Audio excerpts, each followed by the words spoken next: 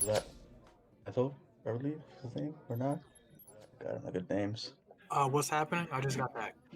I'm trying to ask one of the hunters a question though. This one right here, and, Danny? showing my show. I mean, am I muted? No, I'm not muted. Okay. No. Okay, this guy here. We can hear you. Like showing my shield. Actually, I haven't seen any group of Can you paladins. hear us? Yes, I can hear you. Yes, I can hear you. I thought I was like Discord. Last time Discord was being shitty. It updated and I could hear nothing. Ah, okay. Yes. Do you So want to yeah. ask our question? Yeah. Saxoda. Show my shield. Have you seen any paladins near Brest or Slanka Pass?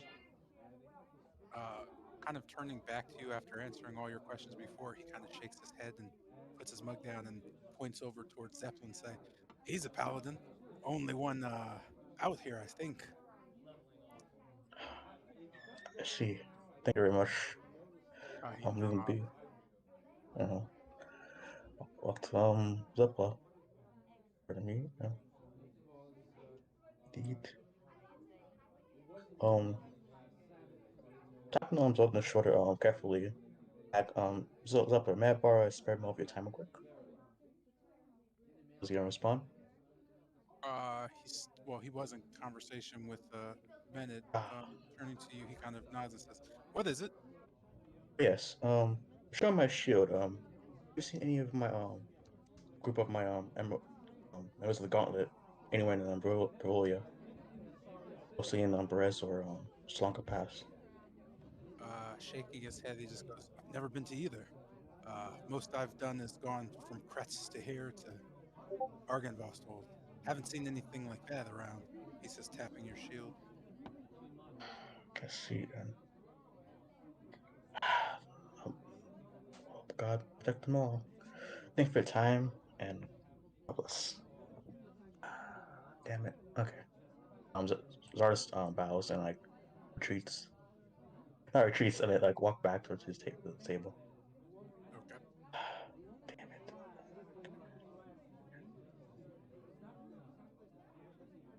I'm putting it in a shopping channel. I'm gonna go to the smithy and get 8 iron spikes. Oh, what the fuck? I can't. Oh, there's a table right there. Okay. Put like 5 gold at Whetstone. Okay, then damn it. But not so quick. You note the time as the drinking continues and folks get somewhat drunker. Does anybody have anything they want to do in terms of the tavern and or city before the end of the evening? Yeah, I quickly rushing over to the great oceans and potions. I scout their inventory, remembering I forgot to purchase something. Do I know if they have any healing potions? The I'm pretty sure we majority bought it. they do not know. You bought all of them that they had last time, No. and she Ah, reached in there to replenish it. okay. I'll just run back and Oh, take a seat. what you call it?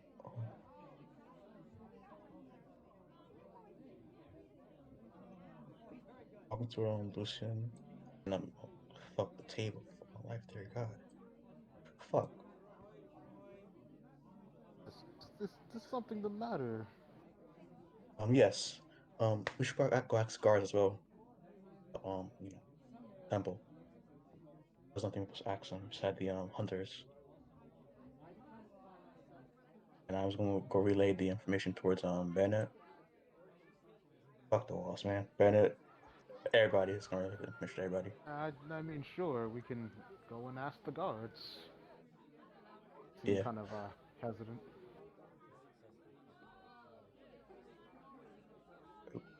Who's that? Let's go. Very well then. One time be, I'll take my sip. And I'll be I'll all. head out. Yeah, I'll head out to the town, see if I can catch any guards. Outside numerous guards in the inn. You find a few on the street. There are On guards. you. My screen is still loading. There are guards in the inn. There are two.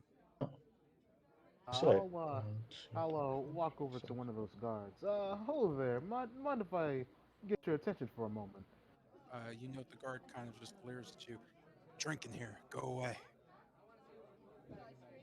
You can What see if him I offered a smile. round of drinks? He kind of looks at you as the other guards do. What you got to say? You note the you note Irwin and both Danica kind of slightly raise an eye as they kind of look over. For various reasons, we're looking to. My little group is heading to head on Salunka Pass. We heard the town guards have some experience on that. Uh, Collectively, you just hear all the guards just begin to laugh. Ah, sure, sure. How can we help idiots, fools? Mishap adventure indeed, but one we're going to take regardless. Anything involving anything at all. How was the whole well, aside from no, what was the trail like? You note one of the other guards just kind of slams his drink down and kind of turns towards you. It was cold, and we lost a lot of men. Try not to bring that up. The rest of them kind of just continue drinking, kind of side-eyeing you.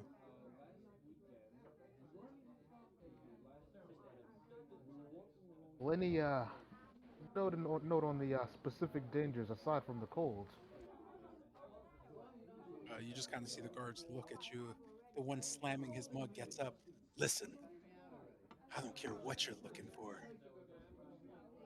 We don't care. And he kind of just shoves you. You want to make something of it? You could spend the night in the jail. Very um, well. I get it. I get it. I get it. You note yeah, we got no.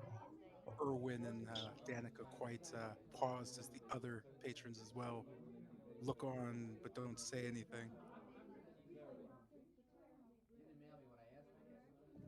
Uh, the guard kind of shrugs and then goes back to his drinking.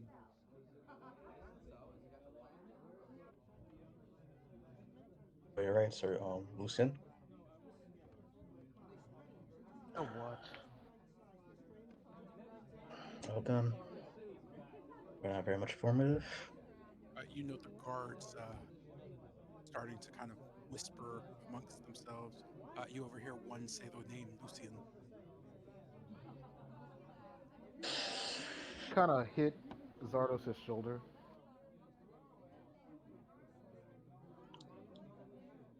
My apologies. Okay. This is happening. Khan runs out the door, kind of in a rush. Heading over to the Smiths. Do they seem open? Yep. Okay, opening the door politely or quietly is not to make any grand noise. Um, I kind of call out, "Hello, is anybody there? I need to make a purchase." You see this sitting at the fridge, kind of staring at you, confused. She Oh, just kind of shrugs. What do you want? hello again. Name's Han. I was with the group earlier. I was thinking, do Don't you have any care. What do chains? you want?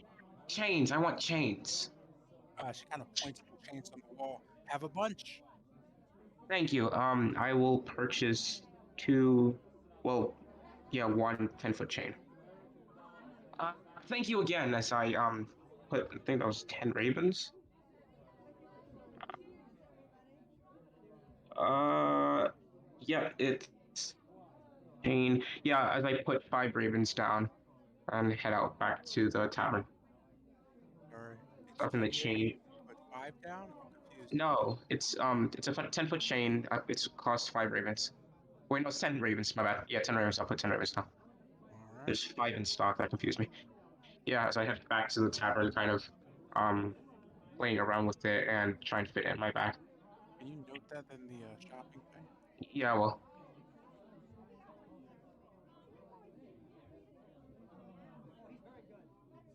You note the guards are quite chatty now, kind of just in seating and looking at your general or in your general direction, kind of pointing and making some note as Irwin more or less approaches Bennett. He kind of just tags him on the shoulder and kind of in his ear he goes, "Your friends are, well, they're getting you lot in a little bit of trouble. Don't mind me saying it, but you may want to leave. Just, just saying, might be a good time to get out of town." Yeah. Yeah, we'll leave first thing in the morning.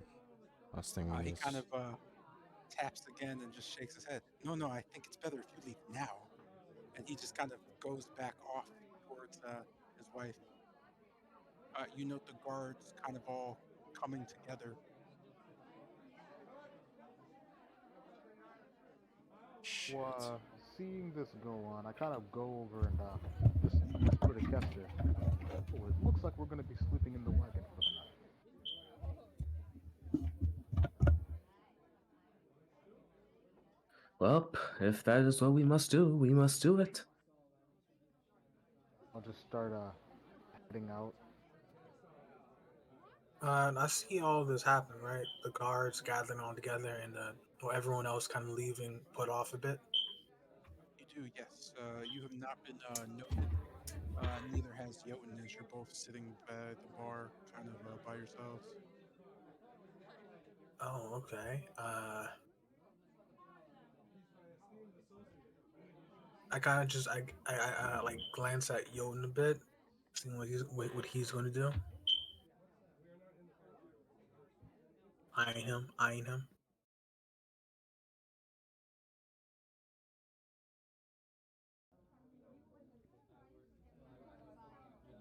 Guess nothing. Okay.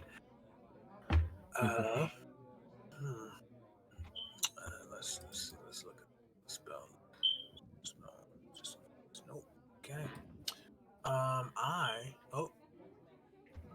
You doing something?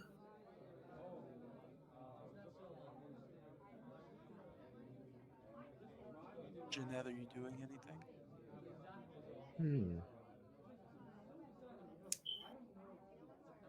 Guess not. I guess I'll take this time to. Oh, okay. Didn't mean to press no. Don't mean to press and hold that, but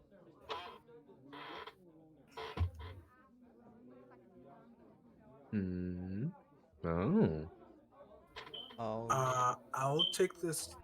I'm Jotun. Yeah, I kind of just nod as I see him mouth this towards me, and just quickly putting my hood up as no one's really paying attention to me, right? not no. Like most people are kind of preoccupied, either kind of looking at the guards or looking at the party. Okay, putting my hood up, I'm gonna quickly cast what's it called? Uh, b- uh, uh, Prestidigitation. I got it correct that time. And is this right? Wait. Ah,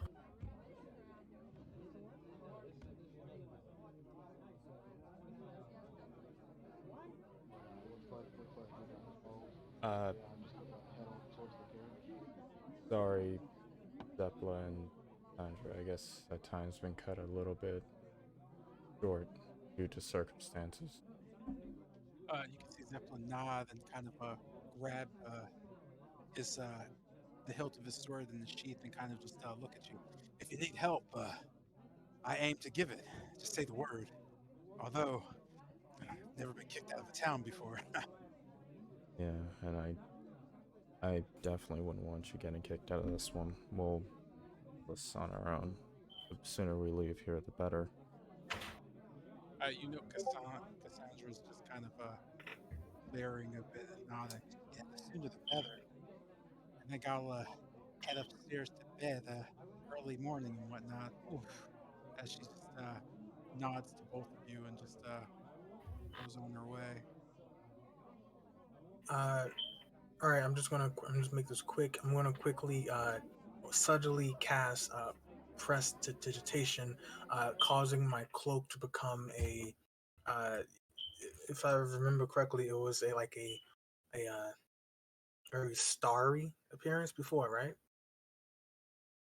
Uh, Yeah, your robe is literally the night sky. I'll have it become more of a cloudy gray, still as if it's the night sky, but it's overcast, and start making my way towards the door, but not really making it obvious that I'm following the rest of the party. So as your cloak begins to shift, you note the town guards take note of it and kind of seem to be more interested in you now. You don't hear what they're saying, but they kind of like look over towards you, whispering a bit. I just keep my head down and make my way then, and it's like you know. As you're exiting, you note Erwin placing a large kind of flagon down and just talking to the guards, mentioning free drinks and to relax on their night off. Erwin is, let me make sure. Okay, got it. Yeah.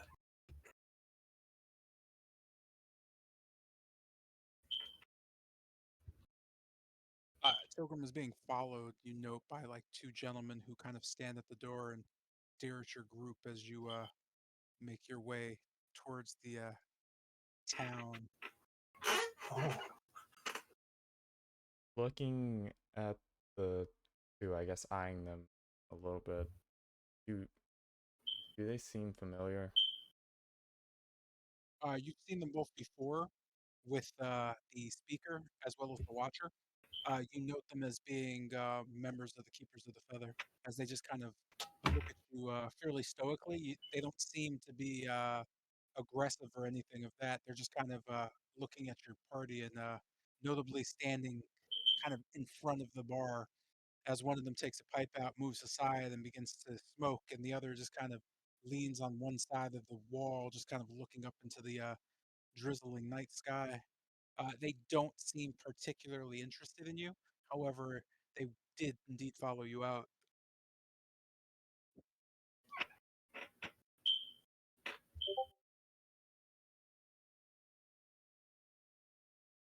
You've learned very much that the guards of Valaki don't seem to be very keen on discussing what happened in the Salanka Pass to them or their fallen allies.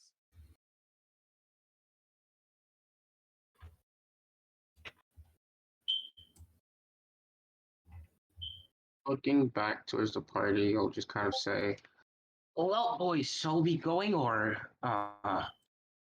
do you have another place to stay? I don't know." I suggest that we just sleep in the park for tonight. Sure thing. As I kind of wrap the chain around both my hand and my neck for stylish effect. Possibly away from the city as well too. Okay. So heading back um, out towards the city again, are you heading back to your cart or the wagon? Memory, do the stockyard have things like hay? I can't hear you, man. It sounds like you're nowhere near a microphone. From memory, does it seem like did the stockyard have anything like hay? They did not know. They just had more or less grosser goods for the people of the town.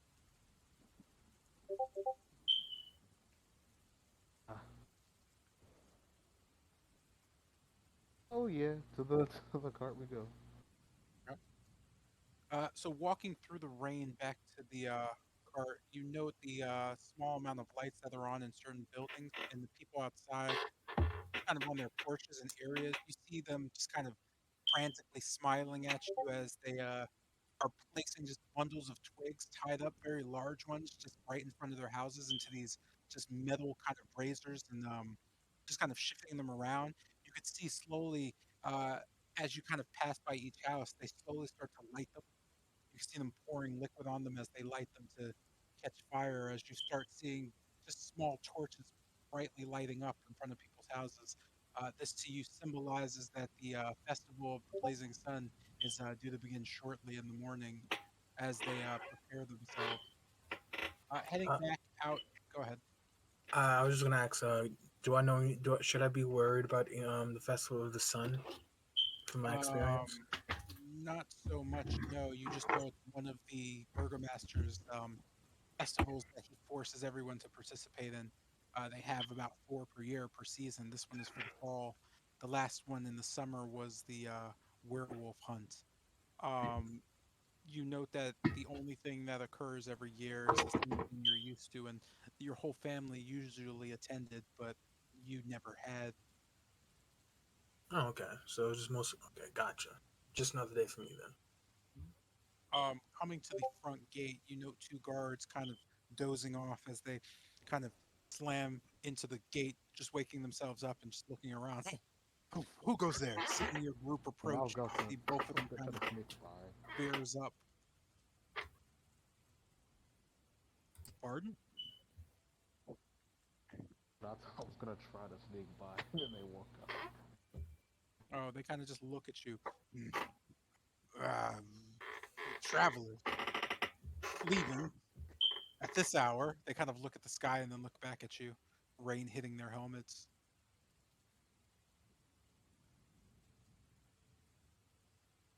We were a Look, bit strapped for time altogether, so we're gonna be taking our leave a bit late. More ground we make Uh, up, the better. Both of them just nod as they kind of push aside the wooden gates. Well, your wagon should be all ready to go.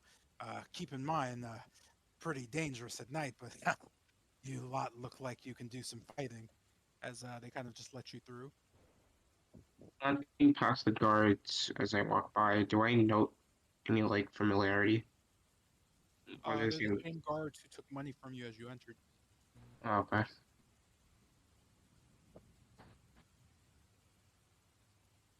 With that, you head back to the grounds areas, an open farm area where they keep your wagon and horse.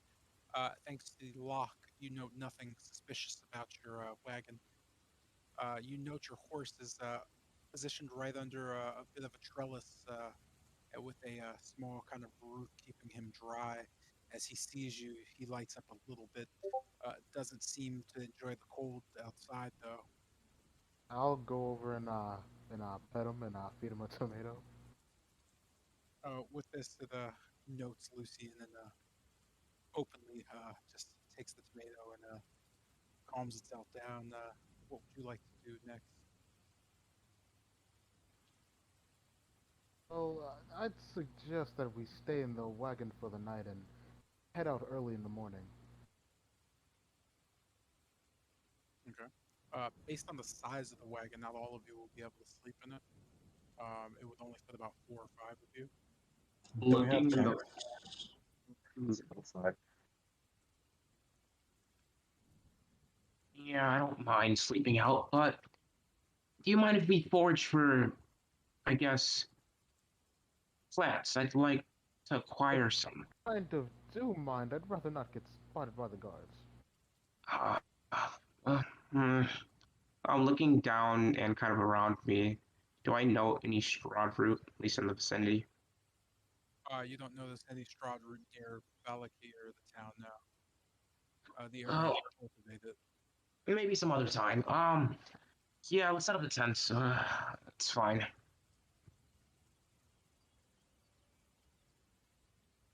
You said it was drizzling, or was it just not? It was a drizzle when you left and raining now as you're outside. Oh, okay. Well, in this hut where the horse is there enough space for a small tent? There's within the area. There's enough space for a small tent. Yes. Um, before we do set up this tent, let's at least scout the area for, you know, danger at least. Looking Well, back to the party. it's not like we're in the wild, but oh, Tilgrim, could you send Themiel to give a quick look? Through the wild? Not through the wild, just in the area. We're not in the wild, is what I said. Alright, sure. Uh, as that, I'll just uh, snap my hands, and in a uh, puff of smoke, Thaumiel appears on my shoulder. Uh, it's it quickly, I guess, uh, what is it? Chirps a bit, looking around, and I basically whisper in its ear, or what a bird has as an ear, and say, telling it to look around a bit. Tell me if you find anything of interest. Uh, yeah, and at that, Thaumiel kind of just nods and chirping, kind of saying in a very what's the word? Squeaky voice, not loud, but uh, enough where we can hear it. Yes, yes, and then it kind of opens its wings and flies off, looking around. Um, cool. Where does it look around or fly off? That's pretty Uh, vague. mainly just in the immediate surroundings, really. Not far off, just like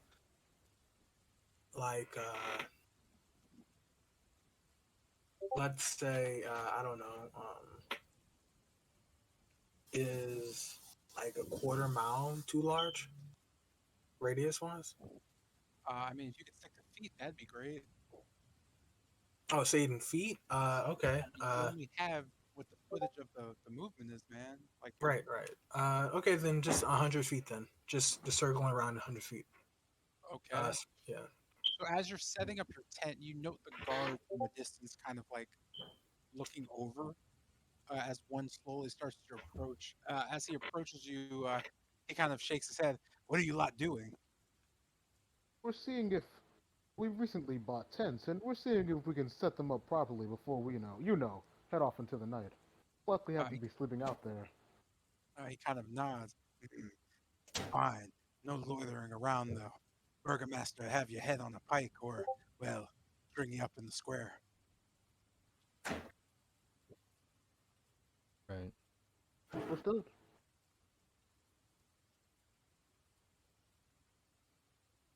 As I begin packing up the tent. And with that, your party, not so willfully heads towards, well, heads out of the Valky area. Well, gentlemen, how about we head off to Kretsk instead? Smiling ear from ear. That's fine with me. Now I can scour the land for plants, yes. No, Looking down. Uh, what too do you long mean, of no? too long of a What? trek. Takes 6 hours. If we were to show up, Oh, we'd be there by daylight. No time for sleep. Plus, we would uh, have wasted more time. And I'll look back to Lucine as I say that. The exact thing we're trying not to do. So, what time is it right now? With all your commotionary, it's still about 7:30 in the evening. About How 7:30. far About is 6 hours to Kretsk. 8 hours to That'd rest. leave us 10. 8 hours to how Kretsk. 6 plus 10. how far is It's the eight, bridge? it's 8 hours. It's 8 hours to Kretsk. Yep. Yeah. Six. I mean, 7 plus 8.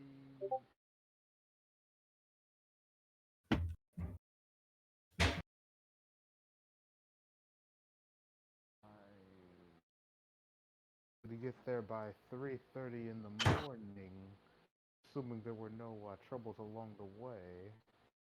And then if we were to sleep, it'd be 8 hours. So we would have wasted half of the day we need to get down to Argynbostholt. Unless I'm mistaken. Not Amber Temple. At this point, they're both cold and they're both gonna kill us.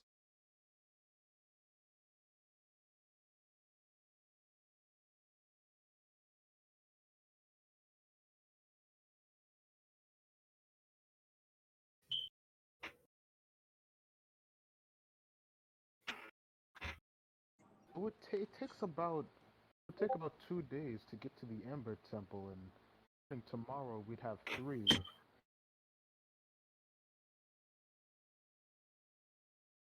So if we left midday, we have about 2.5 days to get there. If we left from Kretsk midday, Yeah, and don't forget when I you think heading off in the night and without proper rest to what we know was a dangerous areas, it's too dangerous. not saying that we head off immediately. What I'm saying is we set up a tent somewhere around here. May not be the safest thing, but it'll be Or better than us using a lot of time to get to Kretsk, and even the more getting to the Amber woods. Temple. Looking, I guess, moving forward a bit and looking under the bridge, do I notice any lip of land? There's just the small kind of outcroppings that the river doesn't touch.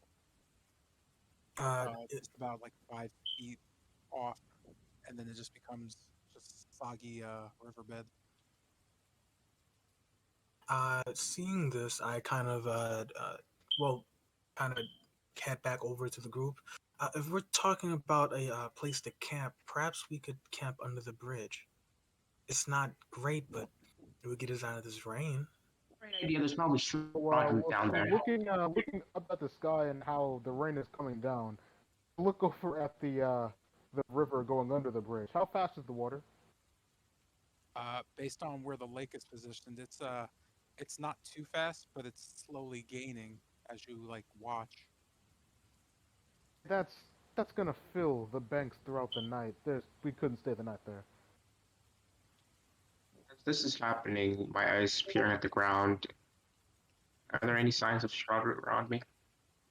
You note where the roots are to the trees of the woods. There's a bit of at least kind of a dry patches. You don't know that any Strahd root in the immediate vicinity, but you know that the dry patches seem to have led to something before or some before. Pointing towards the dry patch and calling to the party. Hey, I suggest we follow over there. Who knows? It's better than standing in place and getting wet, as I point towards the sky.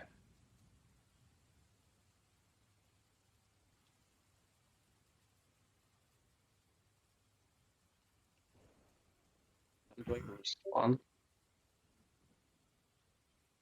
Oh I'm not yeah, I like against that it. idea. Yeah, I'm not against it. We might as well. Uh, So you're headed into the woods. Well, wait, To be into the Oh, woods? specific, wait a minute. which woods area is that?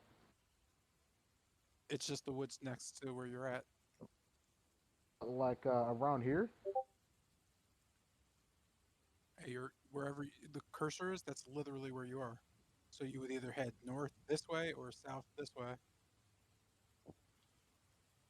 plus, I guess camping near the main road won't do any harm. We could always, escape if anything happens. We'll be fine.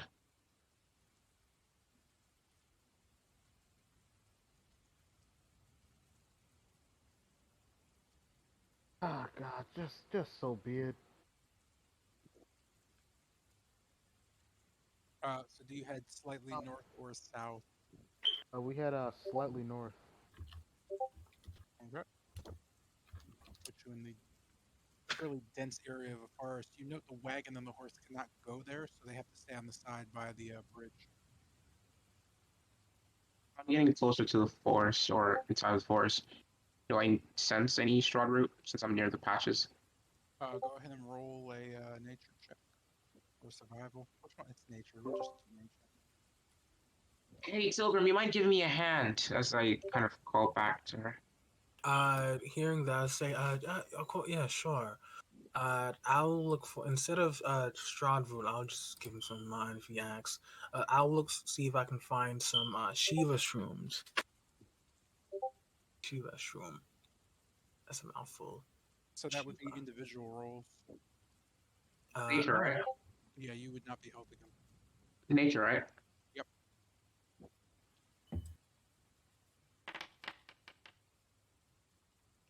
What is that? Ooh, 14. So Khan finds nothing. You note some roots, but they're not of the variety that you're looking for. Just kind of brown, dirty roots. Your hands are covered in muck. As for Tilgrim, you note just two shrooms next to one of the trees. Uh, as you kind of go near them to pick them up, you note just kind of a sound coming from the north. At first, a gurgling, and then kind of just a branch breaking right near you. Here, stopping and kind of looking at the direction. Do I see anything? Or You don't notice anything in the darkness now. oh, is that dark? Okay. I mean, Oh, it's dark enough for you to see, but you don't notice anything. Okay. I am going to. Did anyone else hear that snapping? Is anybody else near Tilgrim going? yeah, I should be because I'm picking up Strahd root. So Khan would. Cool, calling the Tilgrim. Hey, what was that sound? And did you? I kind of just kind of like very like aggressively just shush him, very reminiscent of like a librarian would, and I kind of just like still looking in that direction where I heard the twig snap and I guess the sounds of a gurgle, right? I kind of back up towards Khan, right? Yeah, Khan, and I just kind of looking and I'm just looking at him and like, dude, shh, and whispering some. There's something over there. I think. I don't. Nodding. I look over there. Eyes peeled. Do I notice anything? You can make an investigation check. Well, no, it'd be perception. You can make a perception check if you'd like. Could I do the same as well, or just him? I mean, he's the one who wanted to do it. He didn't All really right. ask.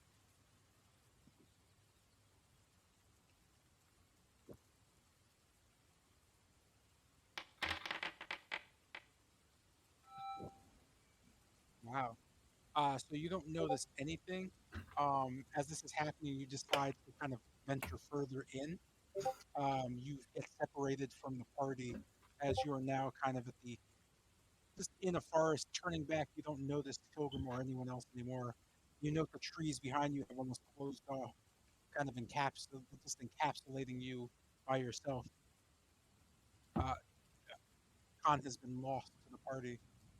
Noting this, Pilgrim panics a bit. And I'm just looking around, like, just kind of like muttering, where did he go, and whatnot, and every now and then muttering a curse in Gnomish. Oh,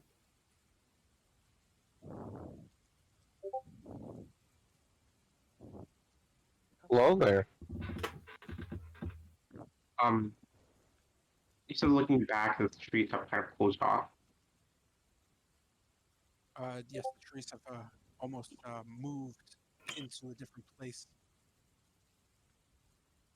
looking back, do I notice any the trail I've entered through is still there, right?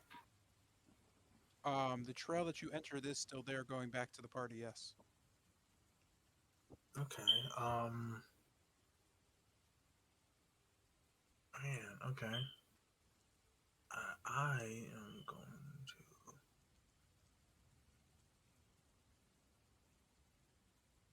to just mark. I'm looking through my items. Sorry.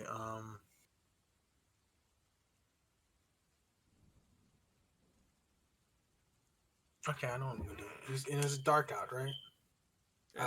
It's fairly dark. Yes. Uh, if there's no if there's enough space, I guess I'll take out a torch and light it.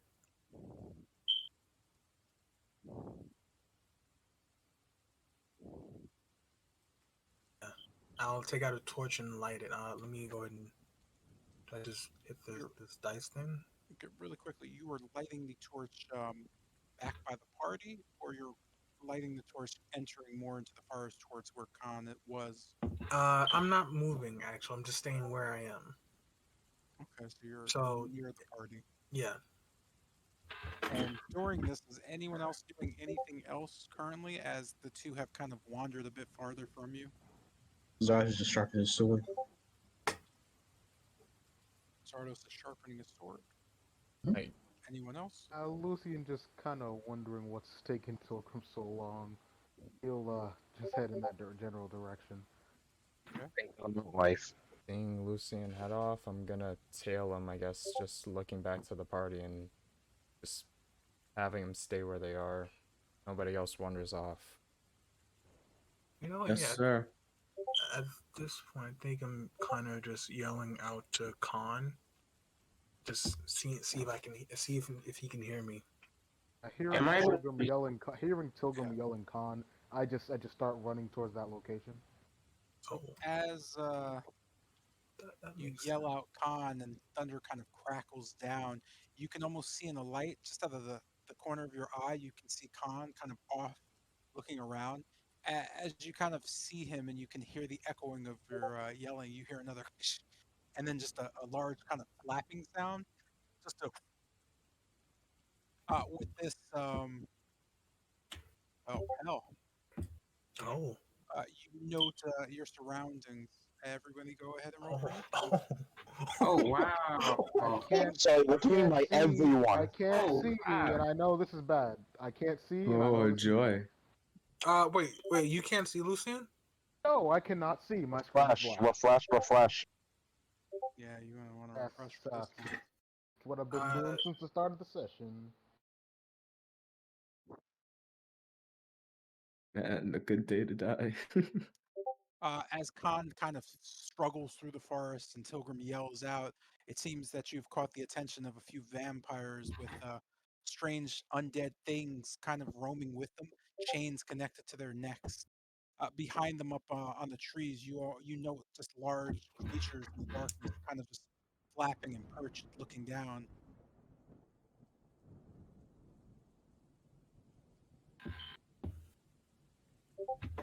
okay, how can I fix this? Kind of just nudge over to Bennett. So we're gonna head to Valakai for the extra rest. Not Valakai, Kresk. I'll just look over at him. Same point as the last. That said, oh, never mind. That actually works out. Shit, refreshing works. Is that everybody? That is everyone. But and this starts us off with Yerm. Since you didn't say anything, you were kind of back, just playing around with said whatever's.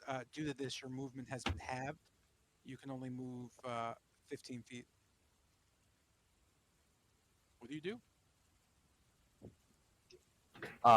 Can I see the vampires, or like unbeknownst to me, are they still just like nothing's happening? So, unbeknownst to you, everything else is kind of shadowed. You don't know anything going on. The only people who have note of directions or purpose of the creatures would be Tilgrim and Khan. Everybody else is pretty much not really sure what's going on yet. I'd say your needing to stand here would indicate it. So pretty much where Tilgrim is, that line would be your vision of the forest. Sorry, I don't have a map that indicates that. Okay, not knowing what's really going on, I'm gonna try and just like hide somewhat in the shadows, kind of over here-ish. So, one, two, yeah, it's good. Uh, yeah, I'm just gonna like kind of keep an eye over here from the shadows. While I look at you, Lucy and Bennett. Uh, in Elfish, I'm gonna just say we should really start grabbing garlic before we leave town at night. I would have loved to, but arts are awful. And something's been passed to him there. I can't really do anything.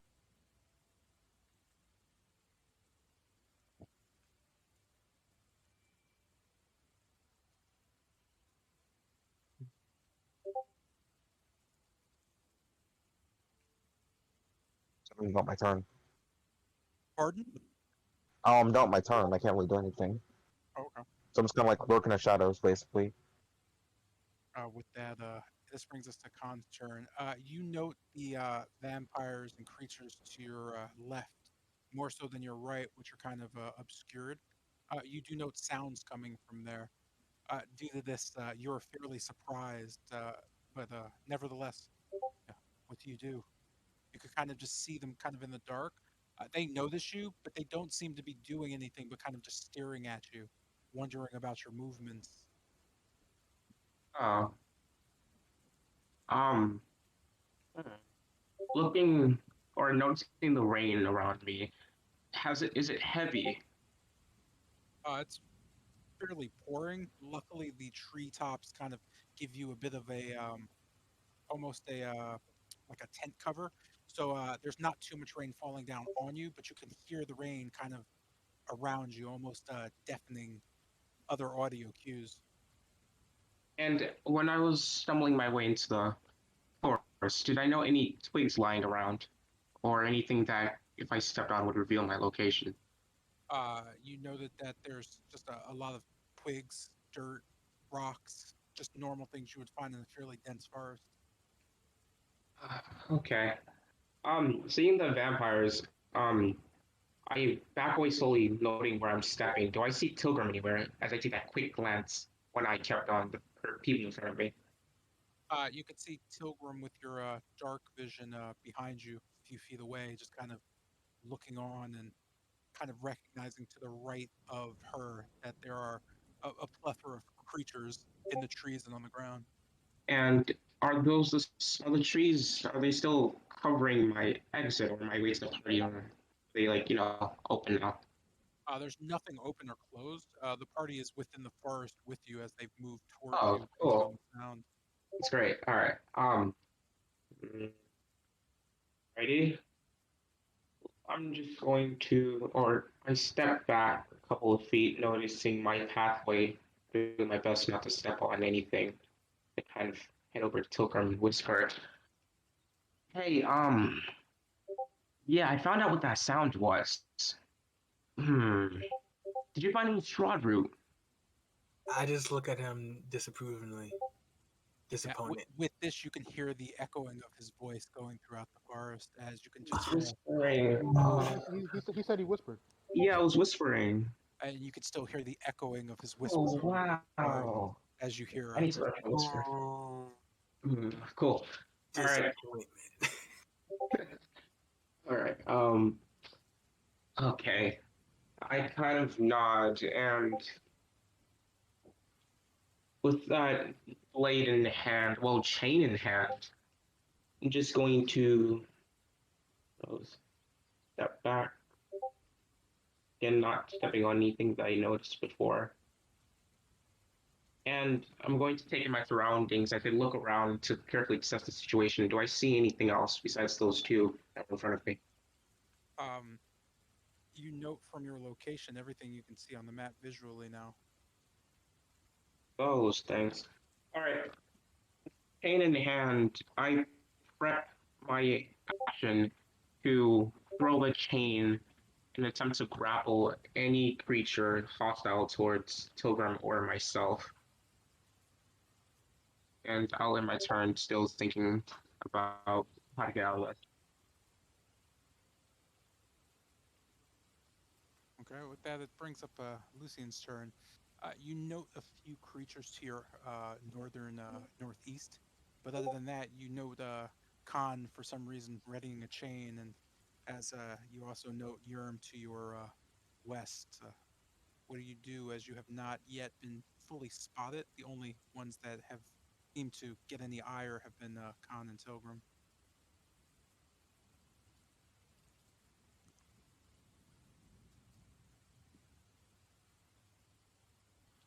I was muted.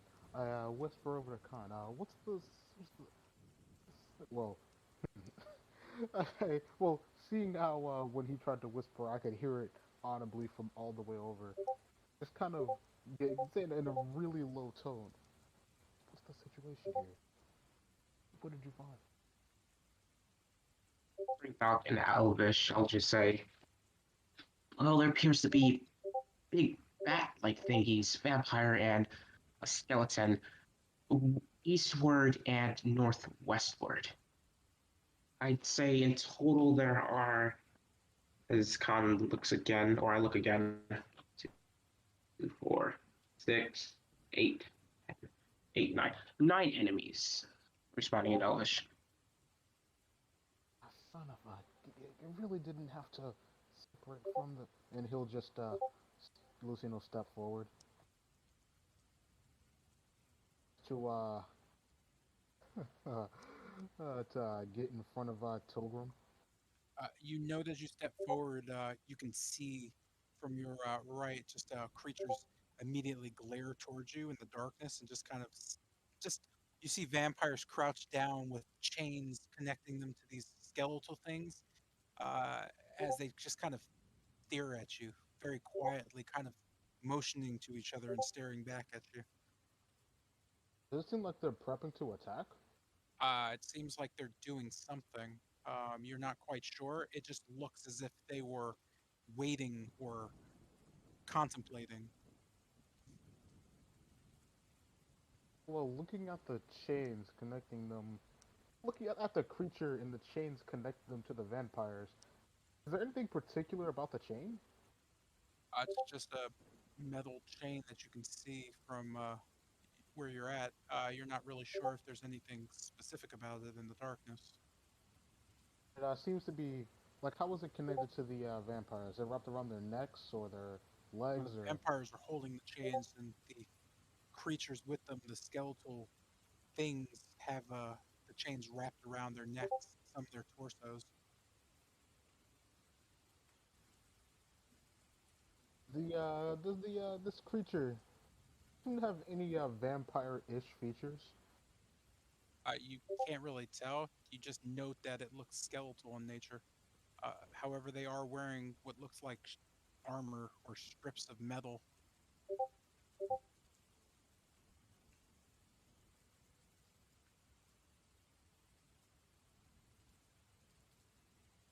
They seem to be holding the creature back or just essentially walking it. The creatures just seem to be standing there. It doesn't. You don't note them holding them back or anything of that sort.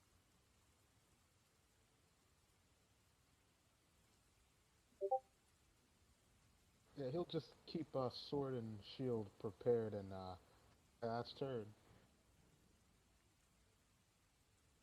Okay.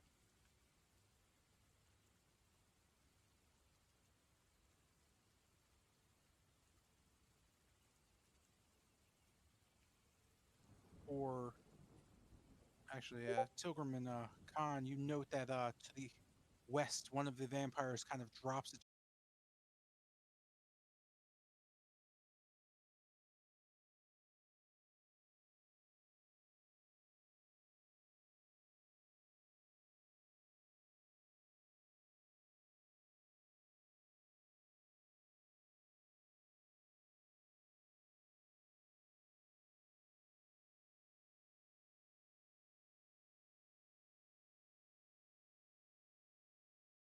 Pass along as well to Jotun and Zardos. And I assume Custer's somewhat in hearing distance, so also Custer. I should just be in the cart still. Oh, okay then. I'm pretty sure I'm still. I'm pretty sure I'm Oh still. I'm no, still. am I I? never. I'm pretty sure I'm still by the cart. Are you sure? I never. Yeah, Jotun, Zardos, and Kessler didn't follow. They were just doing Oh, what. in that case, you guys are not in combat anymore, and you're gone. All right. Now And then, it's not them. what We all happened? got no. It What better did you not. expect? And to No. be fair, you guys didn't get up to investigate. You were sharpening your sword, man. True. All right. Like, So that brings us to damn. uh, your turn, my friend. You note from the trees just a large kind of whooshing and flapping sound high above you, probably about 60 feet. You could just see a massive bat just kind of flapping and staring down at you, its eyes kind of bleeding red in the night.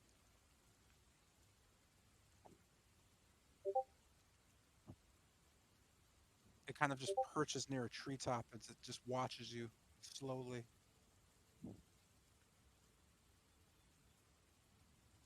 As Tilgrim kind of notes around, you can see from the west a vampire jumping down off a trail and kind of just crawling slowly as it uses the tree line to gain a bit of a break to line of sight.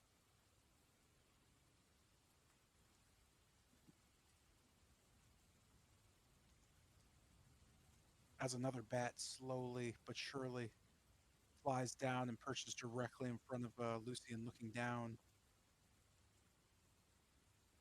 You can see another skeletal creature's chain drop as it races towards a tree line, almost too quick for your eyes to catch. As it now seems that they are beginning to slowly surround you. You see another vampire from the west just kind of running towards a tree and then behind it, breaking line of sight. And once again, another bat, this time flying in. You can't see it, but you can hear it.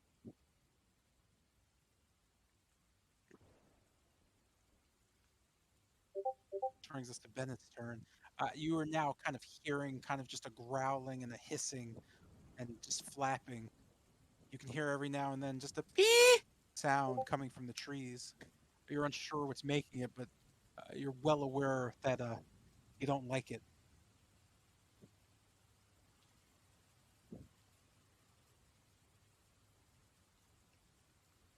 So, looking over to the other members of the party, my eyes are just gonna dart from person to person and then from tree to tree. And Bennett's just gonna back up lightest bit and just like mumble under his breath, I guess in a low tone, so it doesn't echo too much. That trying to surround us. Right, walked right in. As I guess he puts a hand down, and magic starts to. Yeah. Also, I noticed that when I tried to move, it says it's not my turn. I'm confused. That is a little weird because it's definitely your turn and the curse is on you.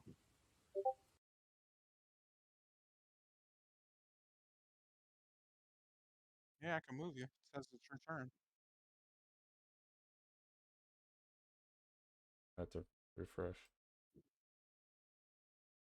Yeah, it's weird.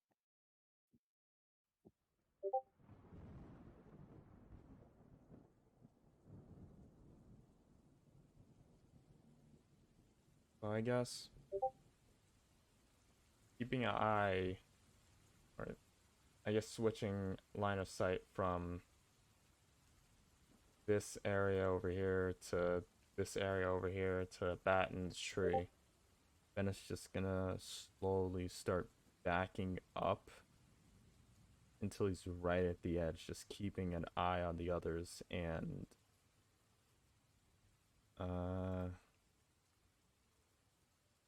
as he puts his hand down to the ground, you can see two orbs kind of form, neither of them emanating any kind of glow, just kind of two black orbs going around each other as he prepares Eldritch Blast. The next creature to move, I want to say anywhere close to Lucian, Tilgrim, Khan, or Yerm, I am going to just launch one of these two discs at it to deter its movement, I guess. Best way to put it. Okay. So with that, I guess I'll end my turn just kind of perched at the ready.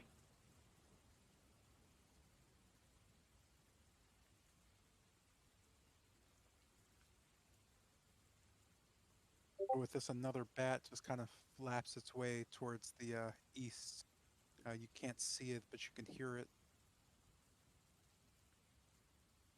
You could see the vampire holding the last skeleton drop his chain as he also kind of creeps towards the east out of sight. And the skeleton just immediately races towards Lucian, almost mindlessly, setting off Bennett's attack. Go ahead and roll that, would you? He would also be setting off my attack as well. What was your attack? To use the chain in an attempt to grapple the skeleton away from, or grapple them, restrain their movement if they ever attacked anyone near my vicinity until room. Okay, same thing. Roll your athletics check. Athletics check, okay. Boom, bop. Does skeleton have like line of sight of me before? The skeleton just raced towards Lucian, but it has line of sight of all of you technically.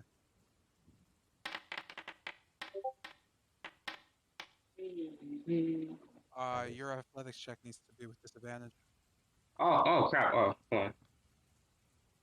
and your Eldritch Blast does hit roll damage as your orb just kind of floats at it and then just speeds up it kind of the neck as the creature kind of looks on at it. Oh, look at the luck, 23. All right. You note the chain as you kind of whip it around the creature. It kind of has almost an instantaneous kind of whip with a short sword as you whip its arm. It kind of sees this and just kind of starts to like move its arm quickly. It doesn't seem to be, well, it seems to be strong enough where you're starting to have issues, but it doesn't seem to be, well, it certainly is grappled. It doesn't seem to be grabbed though. As your You bolt kind of explodes upon him, he doesn't notably enough have much of a change in stance or positioning. With this, he just kind of looks at the chain and with short sword just kind of slashes at his arm, cutting it off completely and dropping the chain to the ground. He turns to Lucy and then just swings his short sword at you. Notably enough, as he swings, you manage to just get out of its way quick enough where it just kind of looks on and then just kind of as it just kind of swings again at you as you come up from a dodge. Again, missing, it just chatters As he does with swing, one arm just swinging. I swing my rapier to clash with it, knocking off his attack. Okay, I can't hear a word you're saying, my guy. I said as he goes to swing, I swing my rapier up to meet his attack, throwing it off. Okay.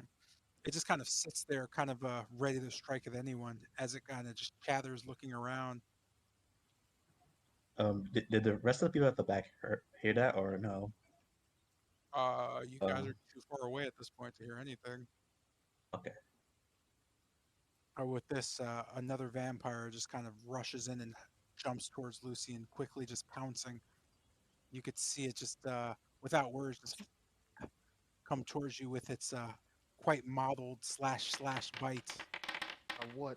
No monologue, no talk about weakness. Yeesh. You could just hear a clamoring. Oh, can I? Hold on. If I raise my AC to that and You it does, can't and know. it misses. Oh, Yeah, sorry, broski. That's just a crit. Yeesh, that hurts. As it bites down on you, you could just hear it just next to your ear going. You don't notice any words. It just seems to be growling. This is somewhat off-putting as the other vampires have spoken before. But you do feel kind of a tenseness in the bite. Go ahead and make a Constitution save. yeah, B. Here we go. Where's that concert? There it is.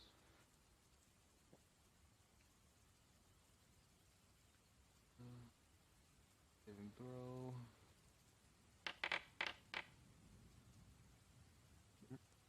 You know its fangs just kind of ripping off you as blood seeps a bit, but you don't seem to note anything as the creature kind of just crouches in front of you. You know that slam its claws into the ground for some reason and kind of arch back up, looking at you, almost as if it's charging or contemplating something. With that, hearing this and just seeing this, Tilgrim, you note the skeleton kind of just shaking a bit and just looking around. What do you do? Okay, so seeing and hearing all this going around me, I'm gonna quickly just swipe at the skeleton with shocking grasp, and let me go ahead and just roll that for you. uh, was it lightning? Crackle, not lightning shoots from my hand towards the skeleton. Let me roll that attack. Ooh, private. That's scary.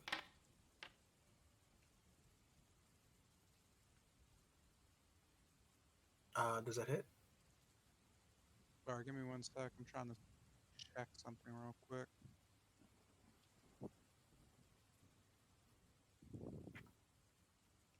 All right. Let's see. You do hit, yes. Okay. As I just swipe at him, not really caring where I hit, maybe the shoulder, the chest, anywhere where there's mass, just shocking him. In his daze, I'm going to quickly just retreat. Let me roll damage, and I'll move. One moment. 9. Okay. I'm going to move. Just kind of like glancing at. Oop, I can't move for some reason. Why? It's my turn. Yeah, I don't know what's going on with that. Oh, no, Oh, the this is white your turn. bat. It's not your turn. There you go. Yeah, I'm gonna just looking at Khan, not really saying anything. I just look at him, give him like an intense, worried look, and just move back. See now, so it's 5, 10, 15, 20. You see the skeleton kind of just writhing with electricity just coursing through it. As I stand here next to Bennett, I'm kind of just looking around up at the mainly high into the I guess the treetops, seeing if I can spot any where those chirps and uh, the sound of beating wings are coming from. Okay. Do I note anything or no? You don't know. All right. And that is my turn, I think. Okay. Yeah. With that, you note coming down from the trees, a small white bat starts to kind of flap about 30 feet above you, kind of just looking around and looking at the situation. It kind of just slowly starts to like just float around, closing in on Khan. You know, it just kind of just flapping there, looking over Khan slowly. It starts to flutter around, catching your attention. It lowers itself about 5 feet above you and just starts to circle you. The flapping gets quite strange and close. What do you do?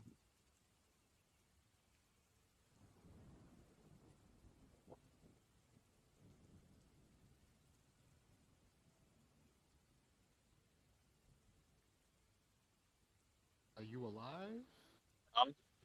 It's for Khan, right? Yep. Yeah. Okay. Oh, he's typing. Oh no, sorry. Like, my parents called me.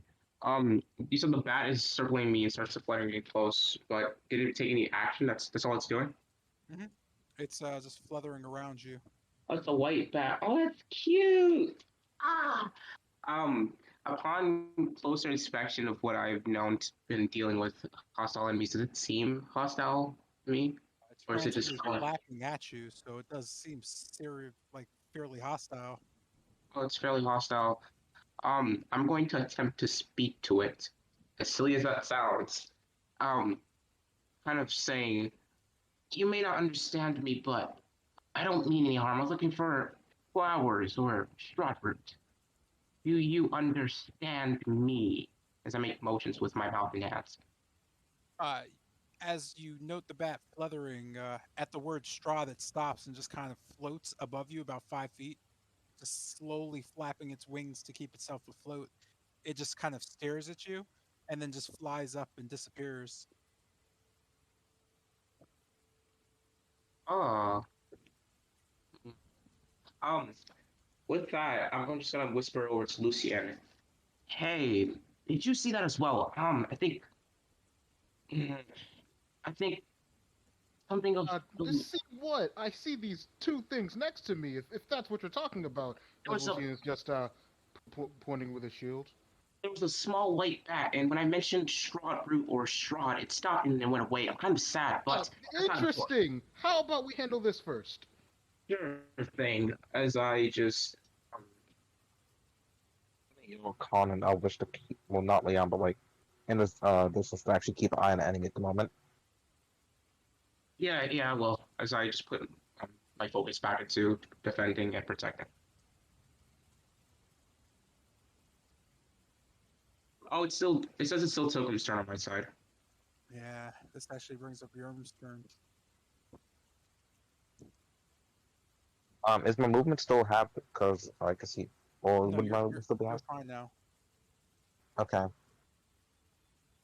Noting where Bennett, noting the white bat, I'm gonna just keep like a mental note to myself while moving slightly back and readying my.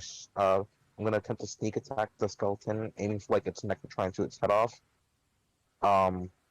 With my short bow, with a sneak attack.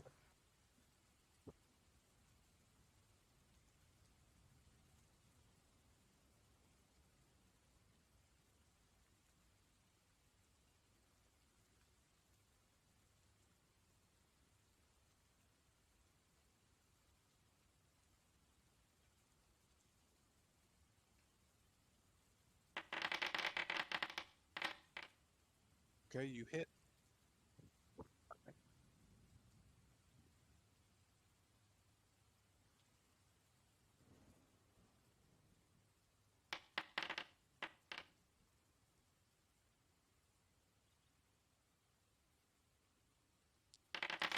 It was that. As the arrow just through the air, it hits the skeleton. As it kind of hits the thing's chest, it just kind of bounces off. You know that kind of reel back a bit, but the bolt just kind of, or the arrow just kind of bounces and hits the ground. You don't know that being too effective on it. It just seems to kind of, what's the word? Just bounce off it. Just like ignore it. Not so much ignore it. It hits with an impact. It just doesn't seem to do anything. Okay. So he just took it then. That's what you're trying to say. More or less, yeah. Okay. Seeing that, I'm going to move back closer to Bennett and Pilgrim and ask them exactly like, do we have a plan out of here? Like without trying to preferably fight.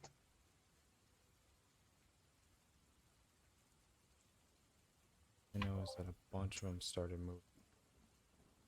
Look, By the way what's things look, behind? probably trying to. What's behind you? Just kind of a pathway out towards the wagon. Oh, just like a unscared path. The way you came in, yes. Okay, seeing that, I say, How looks rest. I have a plan. how far how far back is the path that we came up? I'd say probably 30 feet to 40 feet. So you would say like the cart's like around 30 to 40 feet. Yeah, roughly. I'm going to attempt to shoot an arrow back that direction to get the rest of the party's attention. You cannot, sir. Well, shit. Uh, I'm just gonna ready my short bow to attempt to attack the skeleton again if it tries to come for Lucian or Khan. You And can I'll also just end not it. do that either. Okay. I'll start my turn then. Okay. This brings us to Khan's turn. You know there's light flapping around you, but you're not sure where it's coming from. Oh, it disappeared. Ah, it's so cool. Um, Even with my eyes, I still can't know where it's coming from.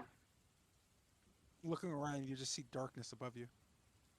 Uh, Like you can't really make out.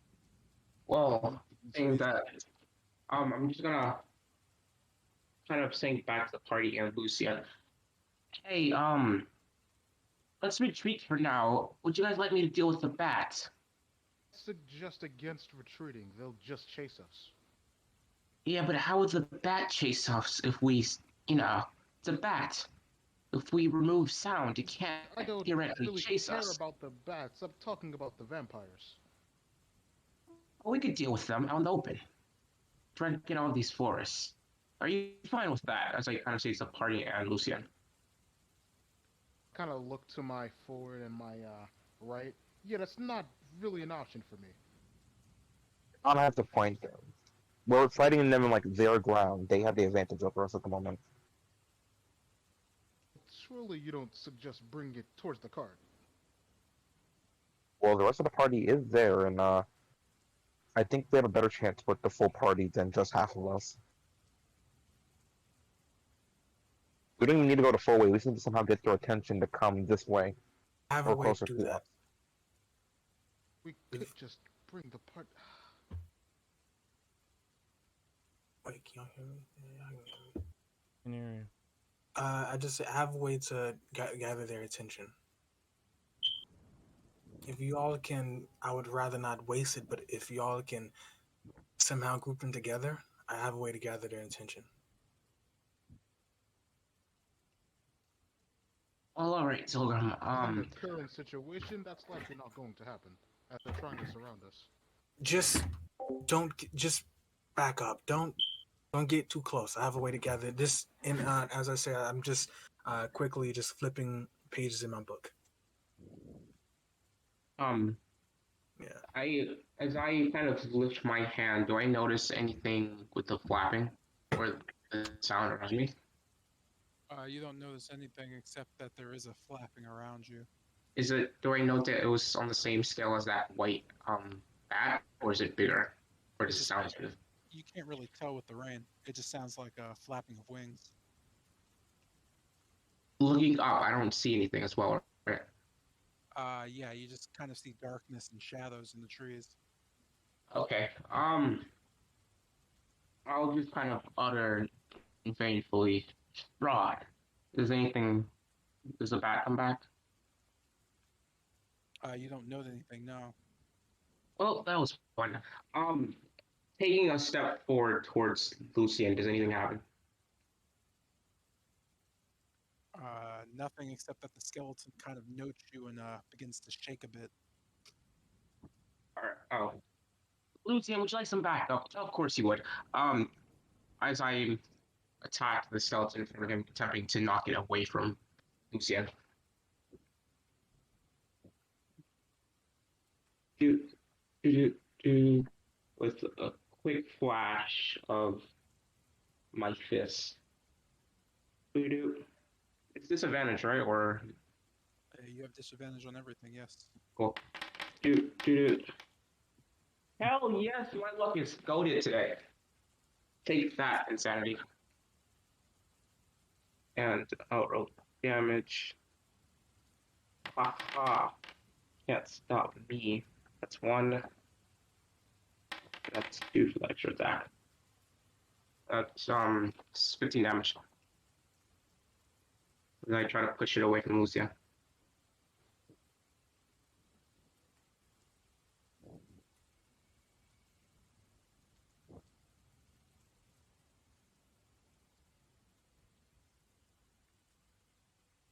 As I get stuck back with the force of my blows. There's not much of a force in your blows as you just kind of hit him. He Okay. becomes quite a, what's the word?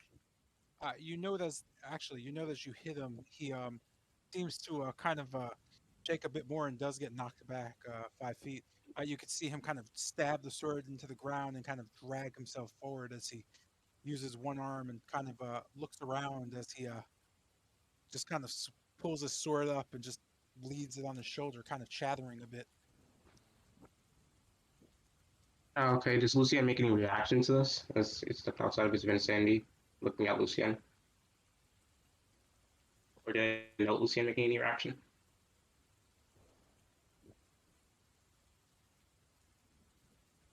No, cool. Yeah, And I wouldn't be able to tell you. I was well, to be fair, I missed time too focused on that vampire. that's fine. All right. And with that, looking at Lucian and the vampires around me. Where is it? Hey, yeah, like I said, do you let me take care of the bats?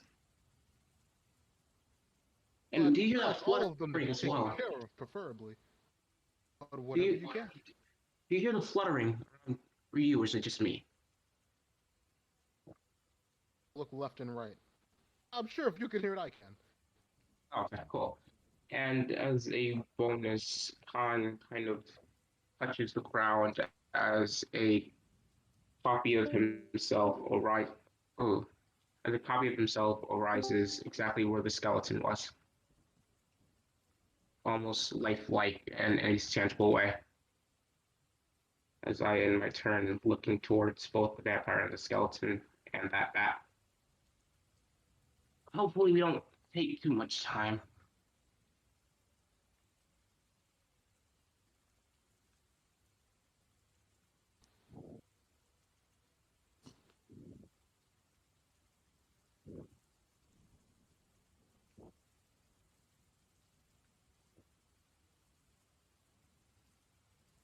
Okay, this brings us to Lucian's turn.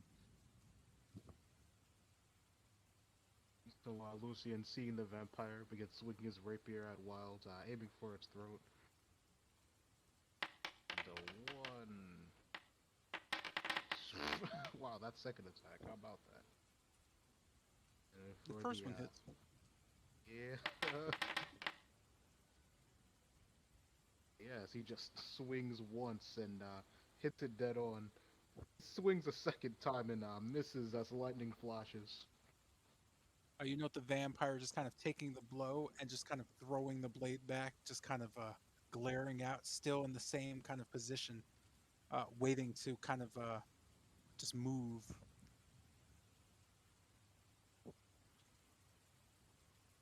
Yeah, that's turn. With this kind of, you hear kind of a Tilgrim hears just this weird sound, just a swishing from the tree, and almost immediately a skeleton is just directly on you and just cleaves at you, its sword kind of in both hands, just looking directly down at you, trying to stab. Can I take that shield reaction or no? I mean, Certainly. yes. Okay, thank you. Okay, let me go and just. Quickly, almost in like fright, I just quickly form a um a bubble of scion energy envelops me as the blade bounces off of it. Let me. Where is it? Where is it? Right there. Here.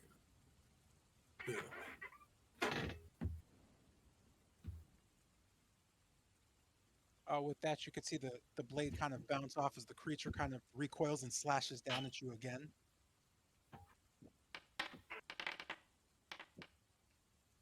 Yes. As this time it kind of bounces off, you could see a crack in the shell as it just kind of shakes as it kind of stabs the sword into the tree and pulls it out and just kind of looks at you.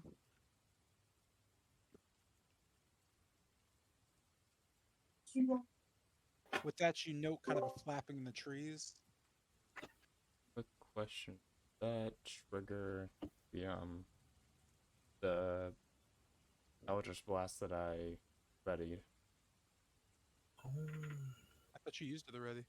That was one of it. I still have one more shot. Oh, then it would have been triggered on like any other turn. Huh? Yeah, you could have done it on any of the turns. I mean, if you do it on this turn, I guess you could do it on this turn if you'd like. But you probably want to use it as the first reaction to everything that happens in the future. Yeah, it's just like for this one, I was like in and out of the room. Huh.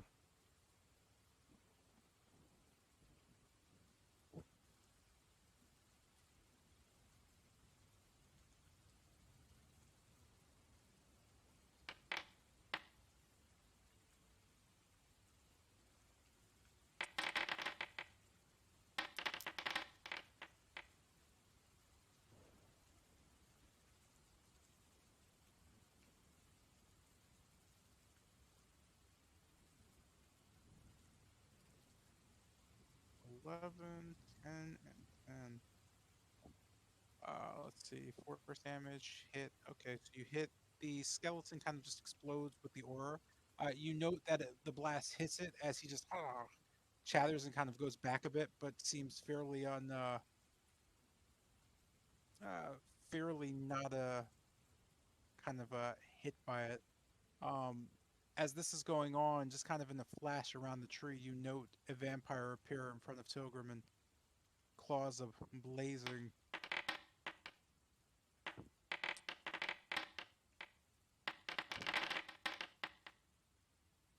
and teeth down. As it claws at Tilgrim, you note the shield kind of being up as it just kind of continues to hit it, cracking it a little further. Nothing gets through as you stay relatively safe, but are most likely horrified as you kind of see this creature just kind of stab at you. Oh, wait a minute.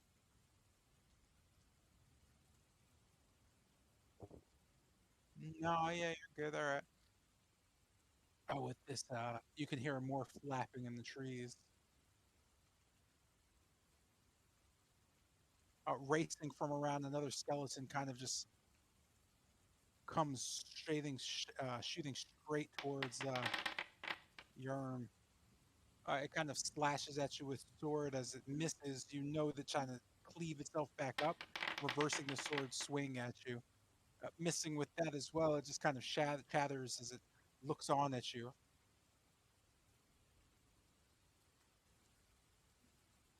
This quickly brings another vampire towards Lucian.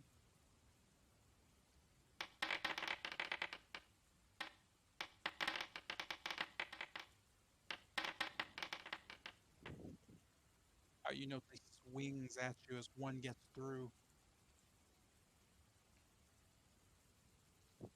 I'll take the hit. It just barely scratches onto you as this vampire also kind of digs itself into the dirt, appearing in front of you, not making any real sound, just kind of heavy breathing. You notice more flapping in the trees.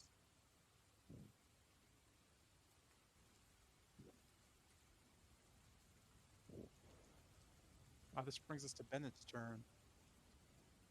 You note the vampire and the skeletal creatures just kind of beginning to surround your party.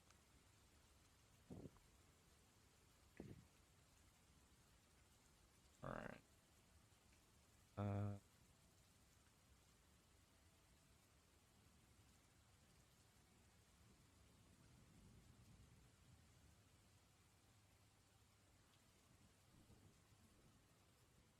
okay.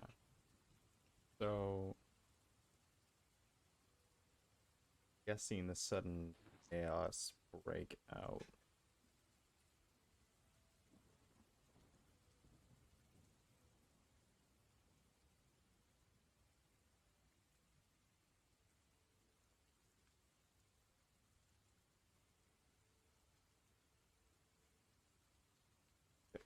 So, as kind of taking in the situation a bit, Bennett is going to put both his hands together, and from them, kind of as he separates them, you can see this like strings between each of his fingers as they start to morph into small orbs, each one catching fire one by one until they form 6 meteors that are floating like at random spots, kind of just from in front of trees, behind trees, just in the general area. Uh, and you can see that as he's doing this, each one lights off quicker than the other. That's gonna be using Quicken spell.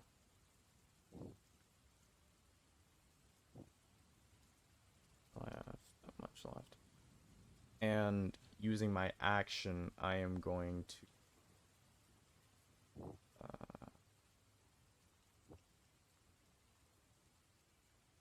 yeah, that'll work. So with those kind of lit off, from behind Bennett, suddenly the rain around him starts to form and just kind of swirl in the air as a trail of water suddenly shoots from near his head and jet streams over I want to say over here, as he casts Synnox Snowball Swarm. Centered right here. Yeah, it doesn't hit anyone. It doesn't? Mm-mm. Like the 5 foot radius is literally the cross. Oh, okay, we switched that up. No, it's always been 10 foot would be the whole thing. 5 foot is just the cross. Okay. Am I Like I don't know why it measures like that as a radius, but if it was a square, it'd be better, or it'd be different. Okay. Hey, Zabe, what are you doing? Anyway, you I guess with probably that said, could I like swap it the location to over just here? move it down, man. Like, are you trying to hit the enemies? Yeah. Yeah, move it down one. It would hit both of them. Yeah, there you go. Damn. Hey, That buddy. right there. I was confused because last time we were doing like 5 foot radius, I thought we had the corners. No, the corners are for a 10 foot radius or a 5 foot square, and that sounds stupid, but I don't know. It's the book, man. Read like the thing. They need to make Need to make a dexterity save. dexterity save 1, 2. So one gets a 7, and the other rolls a 22. So the skeleton rolls a 7. All right.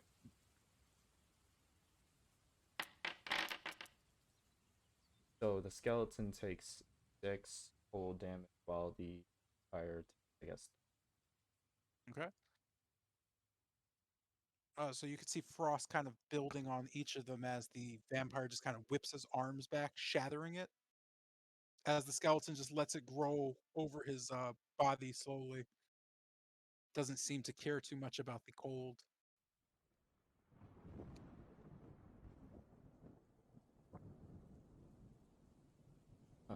With that, uh, hmm.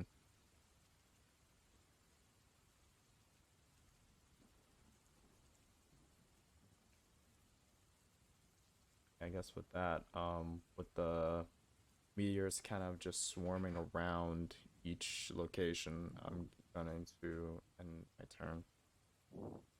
Okay. Uh, as your turn ends, you note that even though you're in the dark, you could slowly note that the water or the droplets of rain starting to slowly collect on you. Doesn't seem to be well, it doesn't seem to be dripping off as water would. Instead, it seems almost sticky or slimy as it hits your skin. It doesn't seem to come off.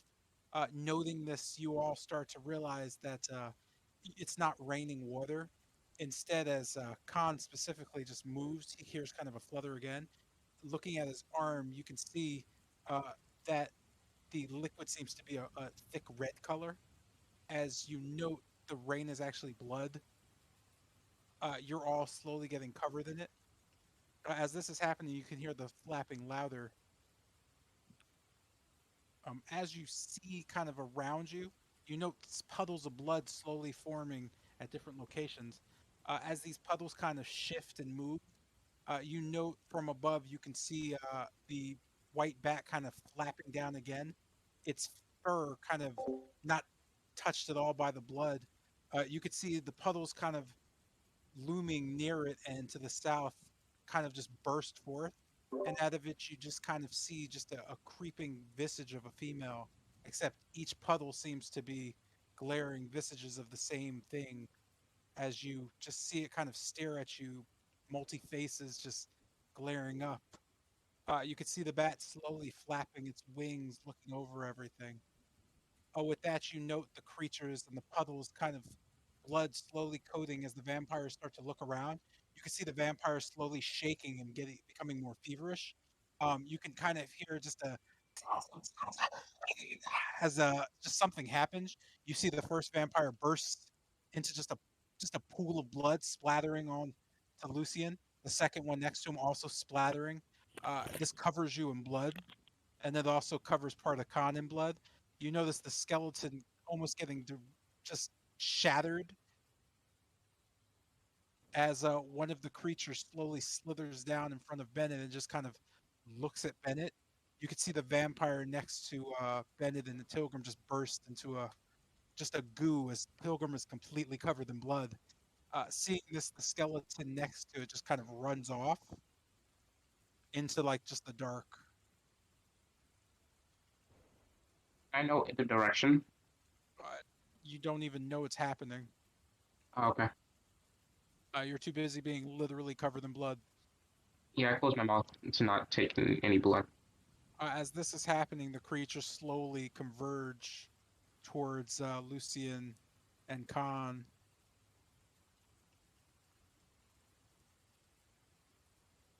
As this continues, you note the white bat kind of flapping above and kind of floating towards Tilgrim and landing about 5 feet above Tilgrim, just kind of flapping its wings. This brings us to Tilgrim's turn. You do recognize the bat as it kind of just flaps in front of you. It doesn't seem, I wouldn't say hostile, but it just kind of looks on at you. The other bats in the vicinity as well, kind of perched, are also just looking towards you.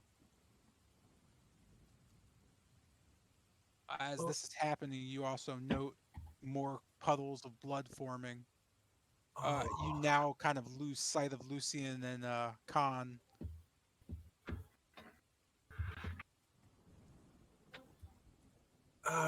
Okay. Remembering last time, I kind of just hold my hand a bit, looking at apprehensively and hesitantly. I kind of um.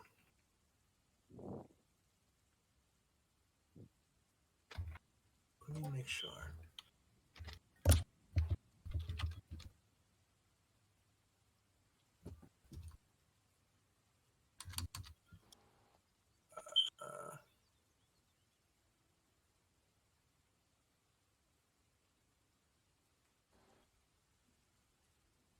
Uh, Hesitantly, I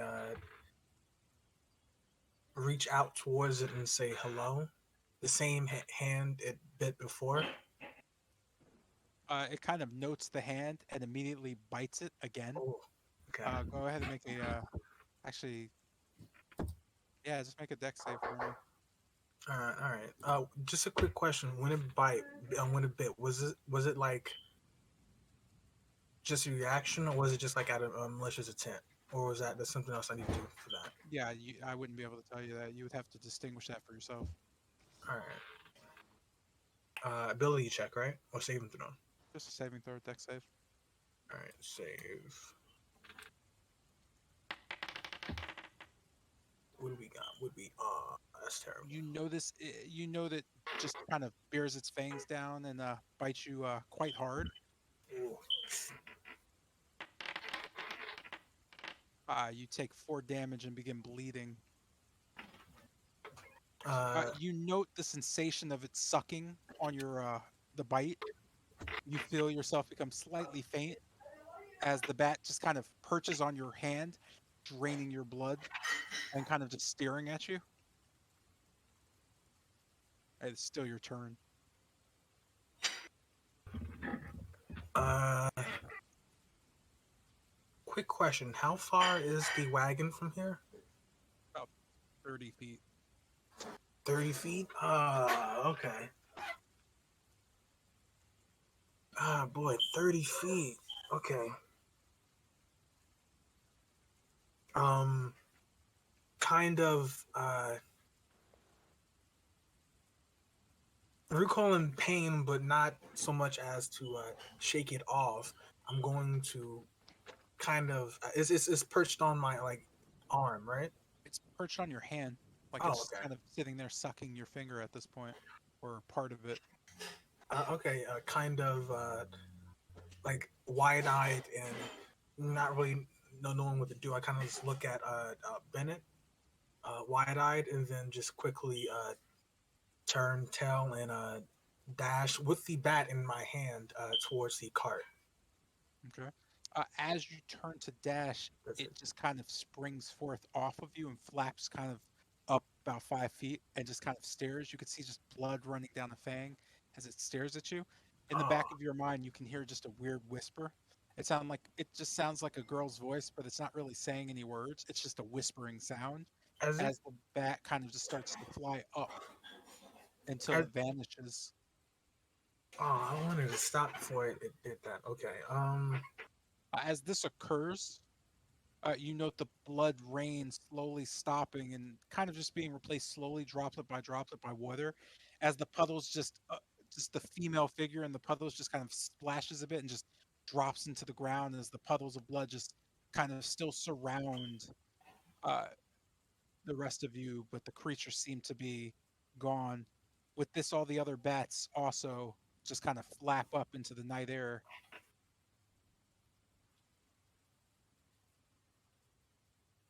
And with that, this ends the encounter. I thought I could capture it. Isn't there like one more section next Skeleton like to right or next did to it run me. away? Yeah, what the skeleton right next to me? He What ran happened? away or died. Let's say that. Sorry, I forgot he was there. He was supposed to run away with the other one.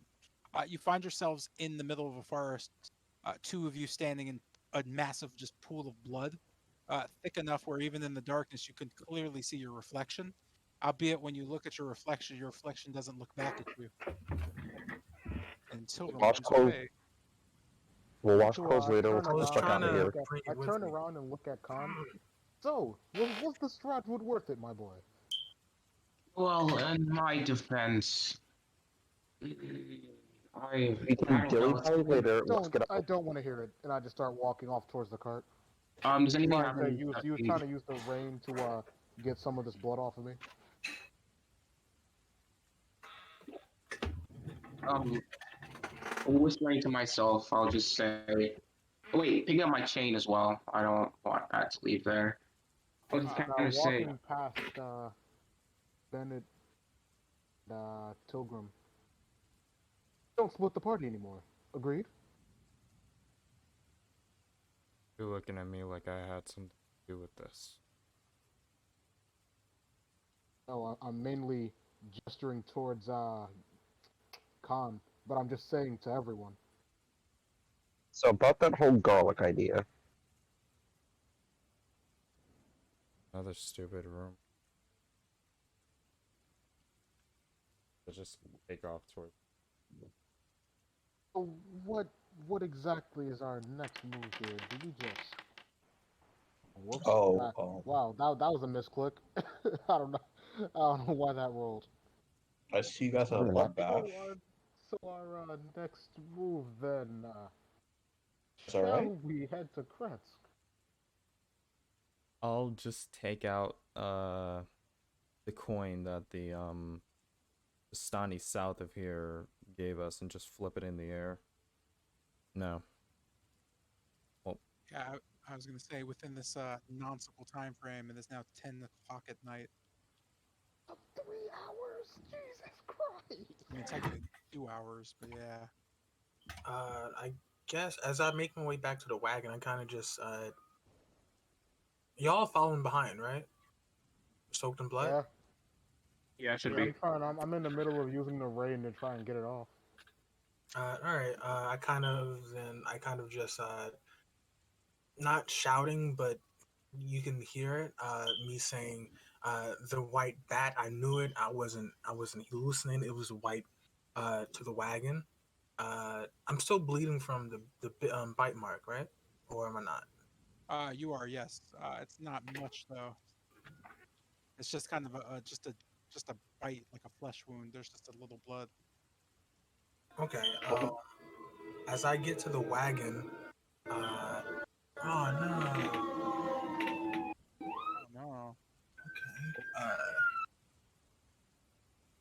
What? They shooting. I So, didn't it was a fire. They Sorry burning about down that. houses. I didn't know Or something. Barovia actually had a firefighter service. That would have been useful. That would put us back Hey, out here. Strahd wouldn't let the forest get burned down. Yeah, I just like open the wagon since everyone's in there. I just opening it, and you can just see me soaked, hair wet and everything. Very small as well. Just glaring at them.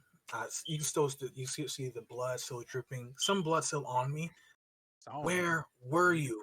You guys are all Yeah. so Lucian Khan and Tilgrim are covered in blood. Like the blood's not coming off with the water. It's like they're literally just drenched in like just sticky red, just plasma at this point. Which makes Jotun, Kester, and Zardos fairly confused and about what happened. I would imagine the rest of the party is somewhat angered by their lack of initiative. I was told specifically to I stay was here. told. So yeah. So blame. I would still imagine the party would be incredibly uh, disappointed in their lack of action. And now, Tilgrim. To be fair, they didn't go We were foraging in the gone middle of for- the night. That Comes is before foraging.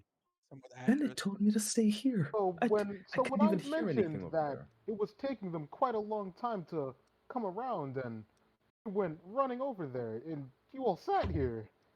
Bennett told me You're to told stay. no one's with the party. You should have. Don't want to split When the party, you said, as you sit here and split away from the party. All right, They that's told me enough. to stay. That's All right, enough. last time I listened to you guys. With that being Calm said, down, everyone. with that being said, Bennett's gonna take his quarterstaff and slam it against the side of the wagon, just making a loud bang. Whoa. Enough. Not your wagon to break. Well, With the party's confusion, you feel as if you're being watched from all sides at this point. The feeling gives you the urge to continue traveling. I'm going to quickly just cast Prestidigitation and get rid of all the muck all on me. With that, you note the blood seemingly kind of almost gets absorbed into nothingness and just dissipates. The cut on your finger is still almost throbbing, though. You notice it more than anything else. You can also still hear a whispering in the back of your mind, albeit, you have no idea what's being said. Seeing Tilgrim use prestidigitation in that way, Lucian will just hit his forehead and do the same. You also notice the absorbing of this blood. You don't note any voices. With that being back at the wagon, do you continue traveling towards Crest or elsewhere? I guess as we travel, I kind of just say, we need to talk. There's a lot of things that happened at Forest while we were, and kind of just quickly like side eyeing pretty much everyone who was left behind while we were abandoned. There was a white. We were surrounded by a bunch of undead creatures. I think there was some flying creatures as well. I'm not sure. It was dark. It was in the forest. So no one shouted at help. We need reinforcements. We were there for when we entered the forest. Were we gone for like an hour? You entered into the forest for about 2 hours.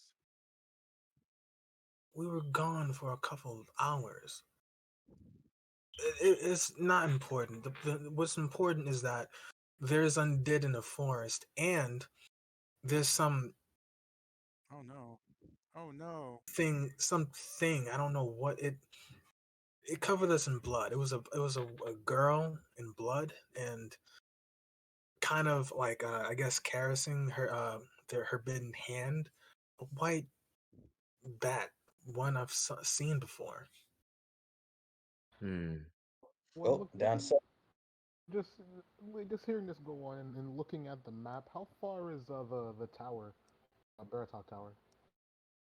You're looking at about, where are we? That's 7, so about 3 hours. If we head directly south, we can go back to the Vistani encampment.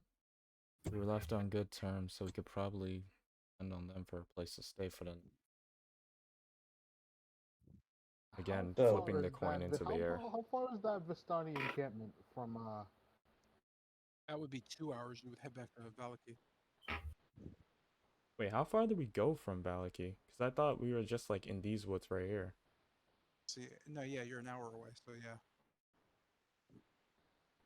So you'd go back So, about an hour. Whatchamacallit? Hilton and Kester. Next time Bennett says stay right here. We do the opposite, correct? Understood. No, you just you. If we're gone for No, more you than a couple of just- minutes, you leave. You come see why we've gone too long. Chester, I need to speak with you about Roger the that. voices you hear at times. Oh? What about them? How do you do they? Can you communicate with them? No, they just talk. Do you understand them? Nope, not even a little bit. I kind of just sigh, and seeing Khan just poke me, asking him to clean him, I kind of just like not like wave nonchalantly and just wave all the muck off of him.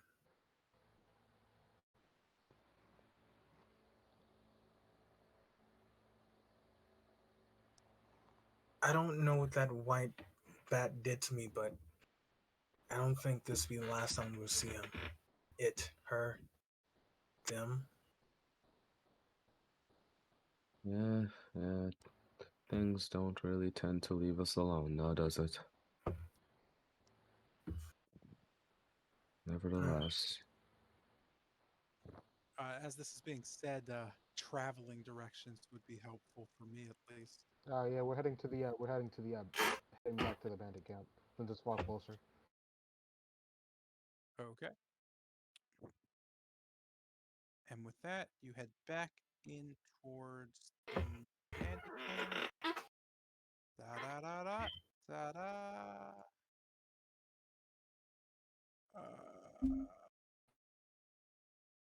My apologies.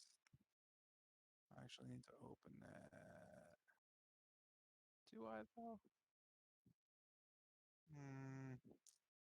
Do I?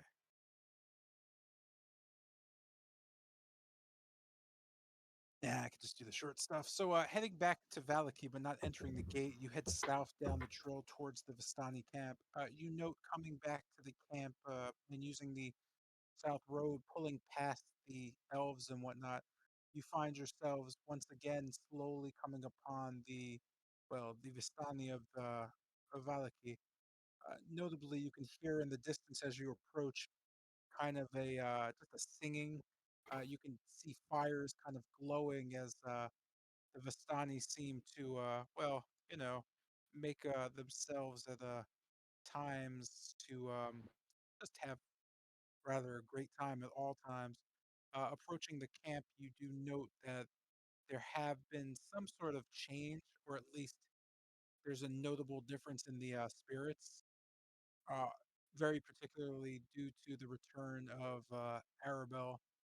Noting this, you approach the camp and, well, I'm sorry, I'm stalling because this thing was doing something weird. But you approach the camp and find yourselves. Oh, voila.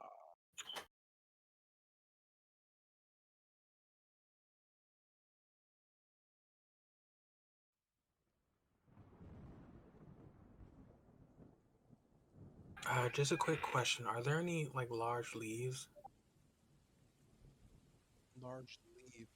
You don't note many large leaves on the hilltop. There's no trees around. Okay. Returning back to the Vistani, you note that from the hillside, they're just kind of conversing, drinking, and singing, and just having a overall very gingerly time. Not many noticed as there were a few drunks and a few passed out as you kind of passed by going towards the main tent.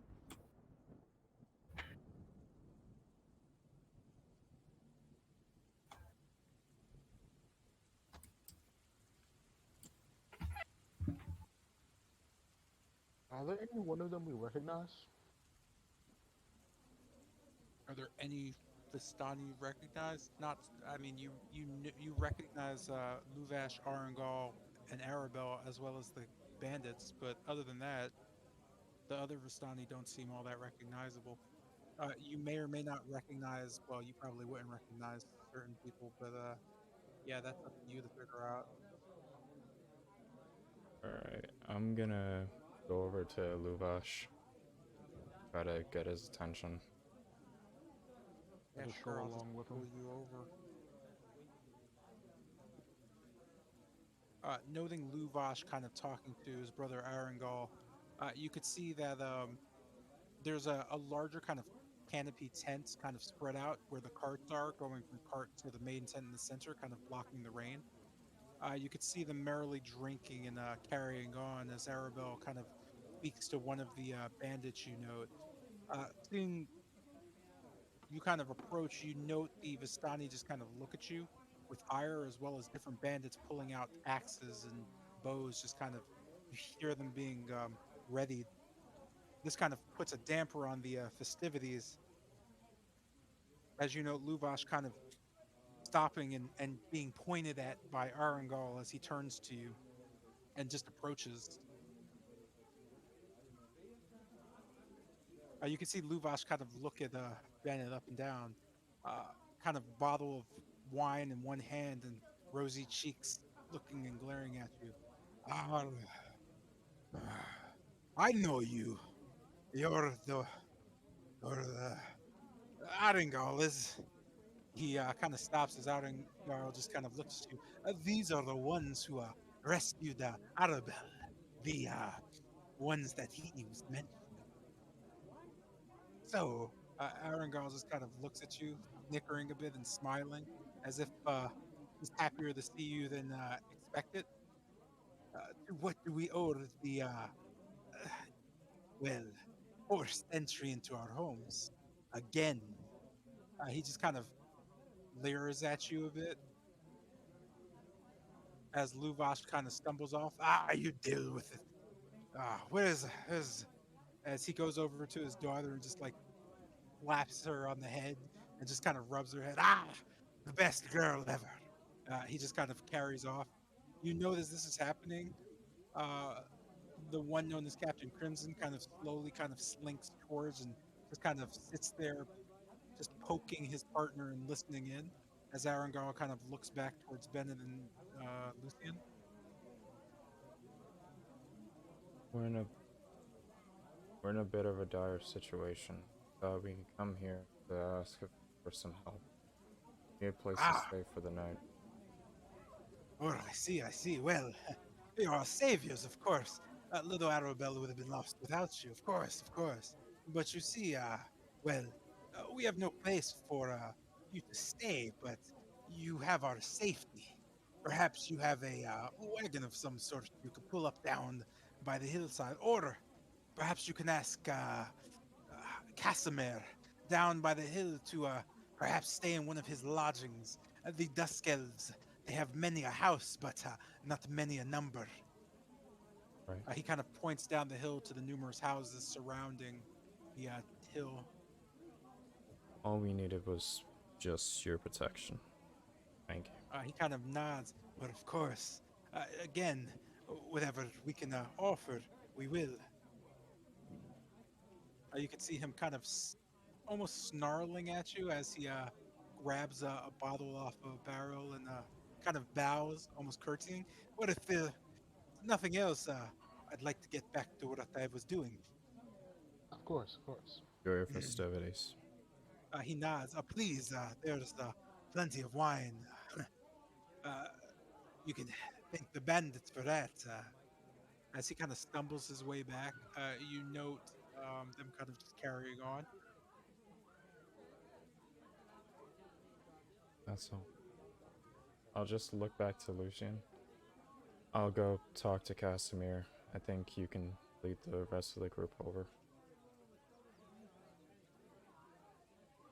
Sure, sure. And I suppose I'll just lead everyone on over.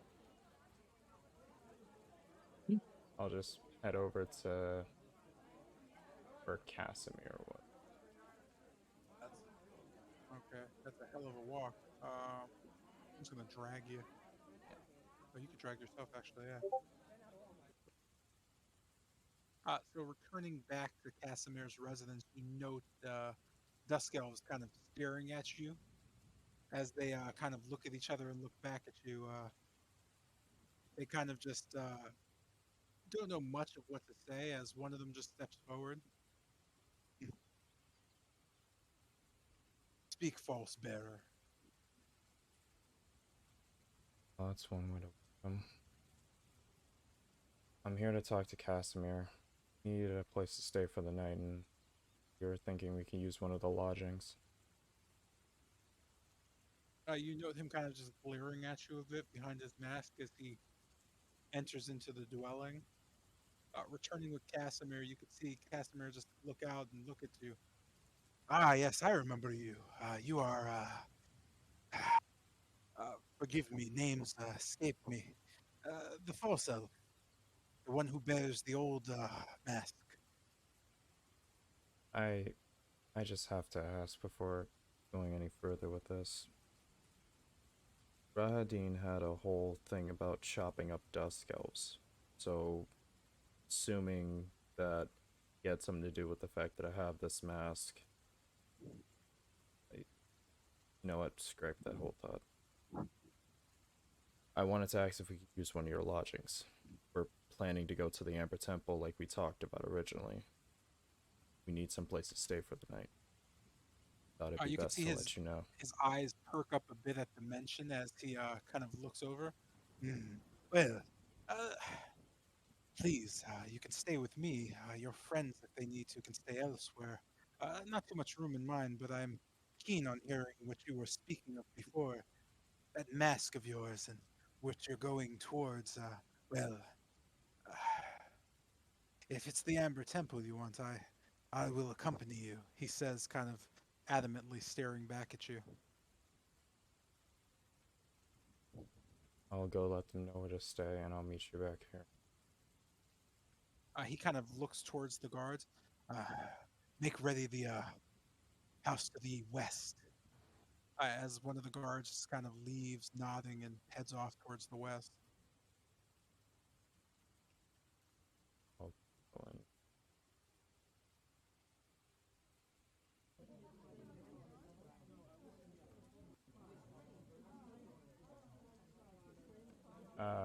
So I guess heading back to Yerman Khan, I'm just gonna ask, where's everybody else? I don't know. Well, they were led by Lucian, I would assume. You find some of the party scattered into the main areas as, well, uh, Jotun notes that all eyes are on him as the Vistani bandits kind of aren't too keen on uh, such a creature.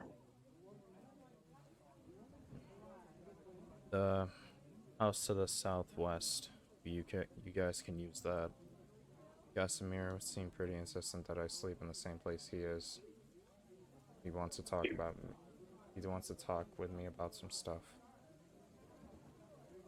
Looking at Beta, I'll just kind of say, and does this place have any doctors? Because that's something I want to address before I kill it. No doctors, as far as I'm aware, but feel free to talk to Vistani. Maybe they'll not want to kick your ass. I don't know. Could you point me to one? As I've known. Are you I was sure about him talking to one of the Vistani? I was being sarcastic. I see. I see. Okay. Just head to the house to the southwest. You'll see some of the guard. You see one of the guards at the front. They'll let you in. Yes, sir. The sooner we can rest for the night, the better. And I'll just give a wave over to like the rest of the party as we all just head over this way. But where is Tilgrim? That house right over there. I'm just petting the horses. Seeing y'all, just making my way over there. Tilgrim is approached by a Vistana woman who kind of just looks down. Are you lost, little girl? Do you fancy horses? Oh, I was just petting them. That's all. I see. You're with that masked man, yes? Masked. Oh, Bennett. Sorry, there's two of them. Yes, I am. Hmm. Uh, they spoke to Arengar. headed down to the Dusk Elves. She notes, pointing down the hill. She kind of bends down towards Tilgrim and just whispers a bit, "Be careful of those elves." I will. I was back and thank you. And I just make my way towards the I guess where she pointed me, and then I see the party, and I just make my way towards them. Right? Yeah, that makes sense.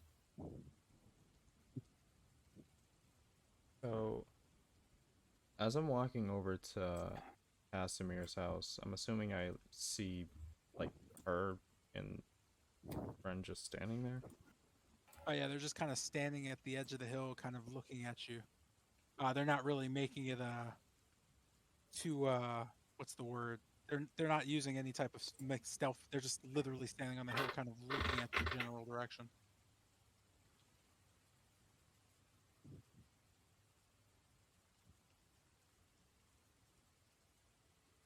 I guess just kind of shaking my head as I walk towards Casimir.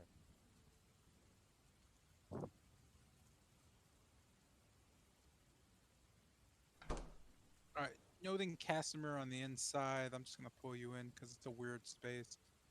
Casimir just kind of nods to you. The girl, is she with you?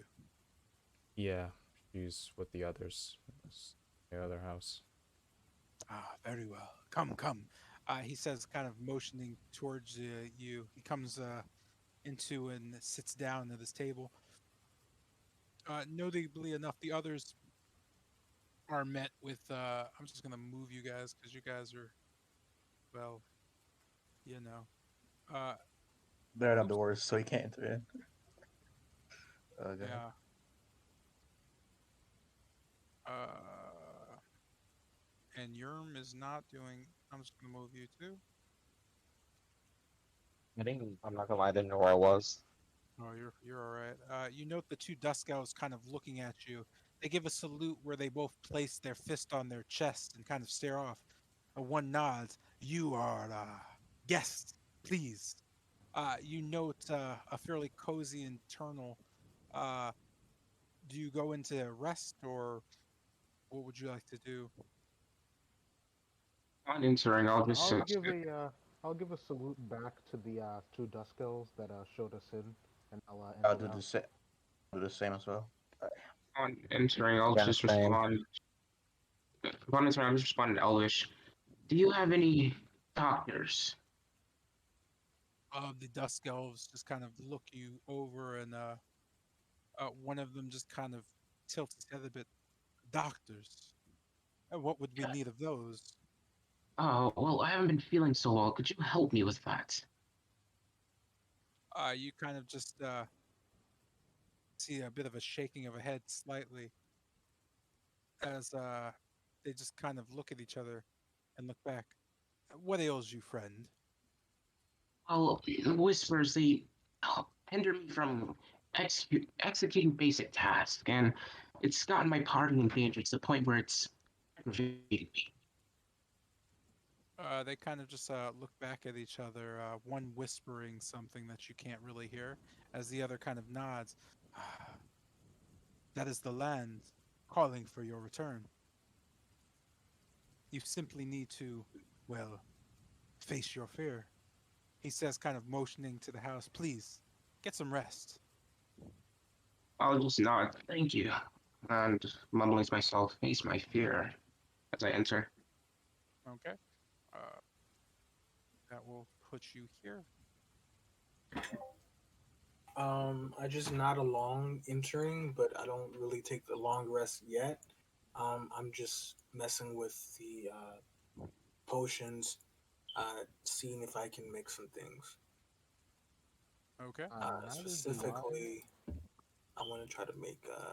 Where is it? Uh, It's, Pilgrim, do you still have that brass brazier you brought a while ago? yes, I Would you do. mind if I use it? For Oh, just the spell, of course. Figure I may as well try it. Oh, are you attempting to summon a familiar? That's Familiar. something like that. Sure. And I kind of just hand it to him. Uh, be careful with this. This is all I have. The material is hard to come by. Do you mean the charcoal and herbs? No, no, the brass brazier. Well, the Crazy. brass I'm tray. sure I know how to handle a fire. Luthien just laughs along. He'll just go over. Let's see, is there a fireplace here? There is, yes. He'll just go over just nearby the fireplace just in case. He'll put a piece of the charcoal and say the rosemary into the brazier and attempt to cast find familiar. All right. So Yerm, Zardos, Kester, Jotun need to know what you're doing. If nothing is said, I'm just gonna push you on a long rest. Okay, so what I want to do is just kind of, well, go over to where I'll be resting and just like pull out my cards and just investigate them more, play with them, see if I can figure out anything by feeling or observing, and also try to focus a bit more since my focus seems to be split as Obadiah stated before. I'm gonna remove my um tablet and stare at it. Meantime, You're gonna do who? grab my religious symbol and stare at it. I'm thinking about my purpose. I'm just Okay, gonna go to sleep. Huge, literally pardon. huge. Let's see. Yerm. Yeah, I'm just gonna go to sleep. Gotcha. And Yodio. Same as well.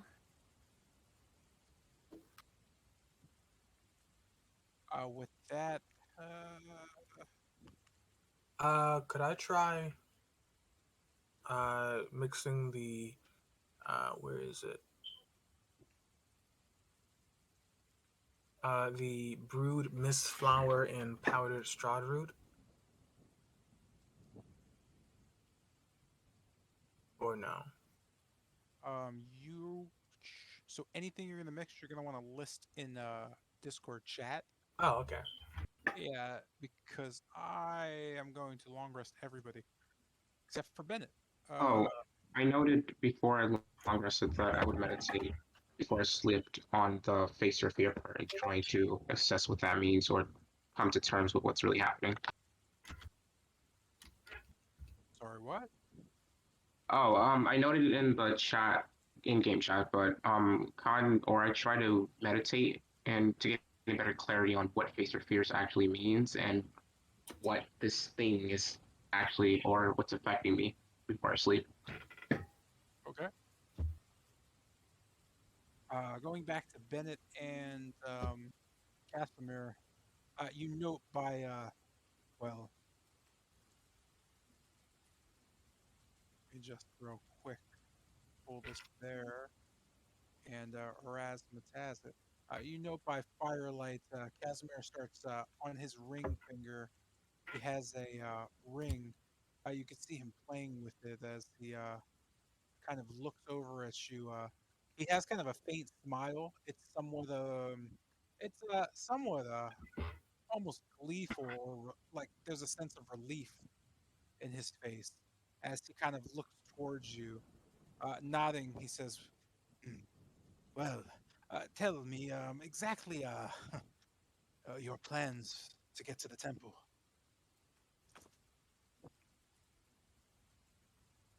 There are two right now. From what I've heard, there's a path through Berez, which may be just as dangerous, and there's the direct approach, the Lanka Pass. We heard that the temperature around there is usually super low, so we managed to find some coats. Sadly, there were only 6 of them, so we don't have much to keep ourselves warm down there. Well, I'm glad you came. I have just the thing. He says, kind of looking and then playing with his ring. You could see him kind of shine it against the flames of the fire as he just kind of touches it. You note his hand comes back unsinged, taking a ring he has in a pouch in his pocket on his robe out and putting it on the table. He says, "It is called a ring of warmth. The one I wear is my sister's. This was mine. Our father passed it down. It's how I plan to go towards the temple. Luckily, my sister has no need of it as she is, well, sadly, deceased. If you need something, or if you need at least warmth for one, you may take this, as long as, again, you allow me to accompany you. I will be no burden. Trust that I have years of experience in combat, and, if anything, I'm far stealthier than I put on." Right. Well, that helps a lot. Some of the other things down there, we heard about a rock and a golden dragon, about their clashes and how it's caused a lot of problems for a lot of people heading down there. Ah, yes. The dragons, they were, well, historically, we once had quite the relationship. Uh, but after Strahd came and, well, the things he did to the dragons, to Argenvost, to Alera, the rest of the dragons are, well, merely babies, children. They remember what happened to their mother and father quite well, and they no longer wish to seek a audience with us. However, if you present, I believe, Kon, the golden dragon, if you present her with, well, I suppose, proof of kindlingship or kinsmanship with, is it kindling? Kinsmanship with the others. She'll listen to you. If not, I imagine she'll blow us all to hell. One reason I haven't gone myself, between the dragon, I'm not so sure about that rock creature, but the dragon and the creatures of the temple, and the temple itself, and that man, that beast, my brother. It's not so easy to get inside. Uh, as Bennett was, I guess, listening to Casimir, you could see him notably flinch 2 times, once while mentioning Argenvost and once while mentioning the beast. Um about that. You You could see his kind of nod towards you. I'm sorry, go ahead. you mentioned Rahadin. He nods. Yes, my brother. Well, perhaps more cousin than anything else, but no blood of mine. You could see him notably turn towards the fire and to spit into it as he turns back to you. He takes his hood down, and you can see that, unlike the rest of the elves, his ears are just sliced off and just completely gone as he looks at you.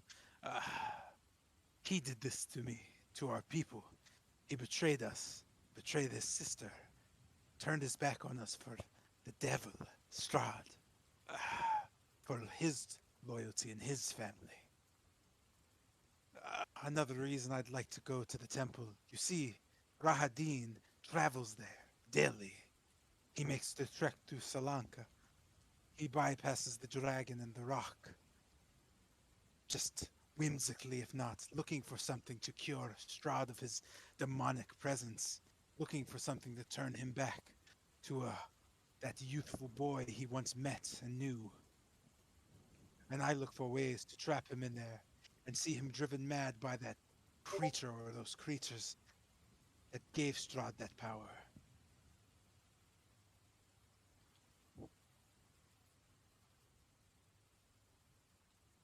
I have something to ask. I'm pretty sure we already went over how I woke up and I had this mask on my face. I didn't know who gave it to me. Anything of that sort. Theorized that it could have been Rahadin. He just kind of nods slowly. He would be the only one who has something of that mask. Ah, It looks almost as if it was his himself, but I couldn't remember. Those memories, they fade. The pain of my ears still does not.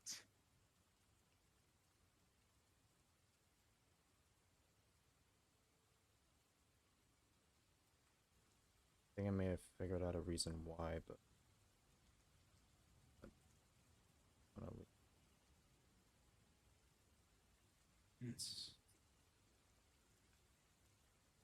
Guess I would have to explain the full thing as best I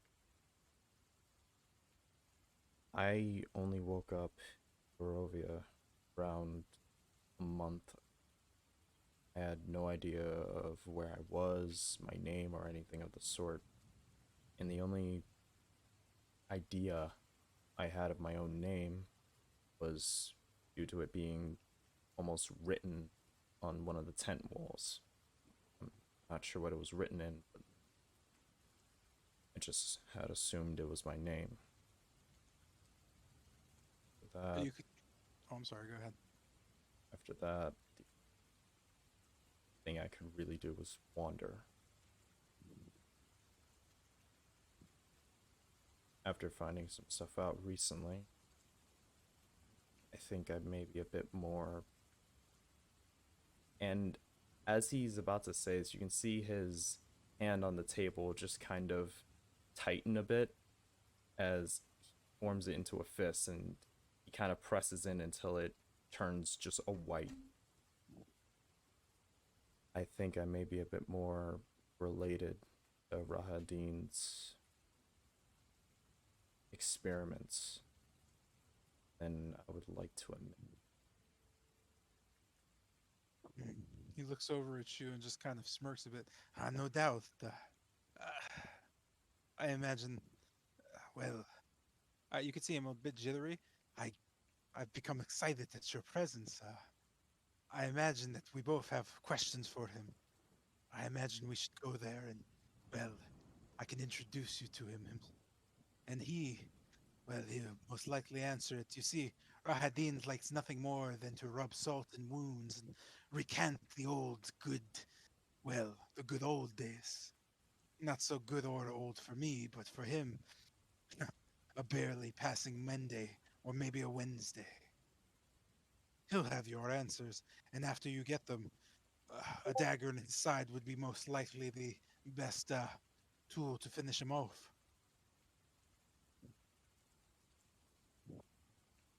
I don't know him that well, so I wouldn't know, but what you say is true. It might be more than a dagger in his side. But I met someone with a similar situation as me. Seem more experienced with it though. But He kind of just nods. Yes. through him, I found out that I may not be. And as he says this, he puts both of his hands into the air. A fake elf.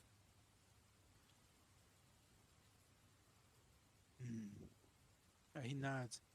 I don't want to know what's under the mask, more or less, but uh, I'm not sure what goes on in Castle Ravenloft. All I know is Rahad-Din has, well, like many of those who worship and follow Strahd, taking to collecting people, children, creatures, all sorts of things. Not sure what goes on with them.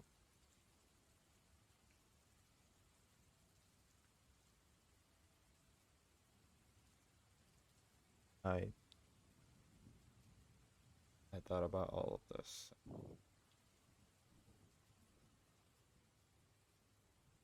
I think I might be an amalgamation of the Dusk Elves he killed, ripped apart, along with something else. I thought about it a bunch, and I don't know. Thinking about everything that I've been told and that I learned, that's the only thing that makes sense, but the thought of it irks me that it's it's like half of me wants to kill and then the other half wants to save, and I both of them are not helping recently. Feels like I'm slipping in and out. And I was hoping that if you knew something about it, maybe you help me figure it out. He just kind of shakes his head. I know not of experiments or any of that sort, but again, Rahadin has answers. It's getting to him that's the problem. You may have the ring in my blade, and I can try my best to get you through the troubles, but before we go, you may want to make an offering or have an offering for that dragon. It surely is the most dangerous of the lot. If it lands and you have nothing to give it to prove that you mean no harm, words won't be enough for it to strip the skin and bone from your, well, you won't have much of a body left. None of us will.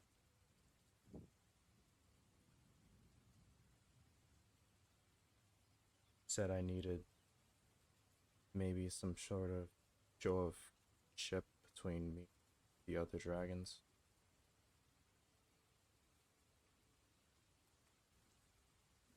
You just kind of see him nod. Hmm. If you can convince one of the, well, the youngest two, there's Black Ember, the red dragon, or, well, Voltaire, the blue.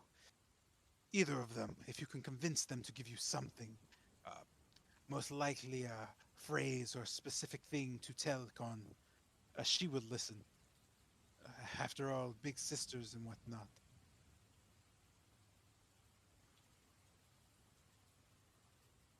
And I wanted to ask, you know of any of the dragons' relations to Argynvost specifically? Of course, Argynvost was, well, their father, as Elara was their mother. One trapped beneath endless blue, and the other within or above an endless sky.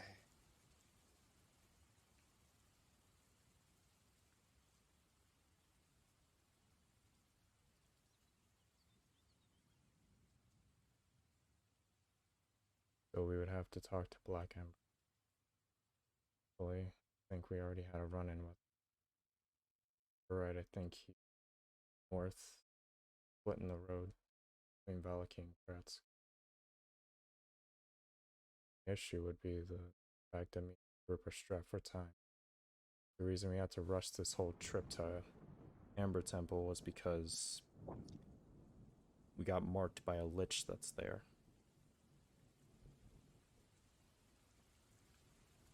Now I think we have 3 days where we end up dying. I see. Well,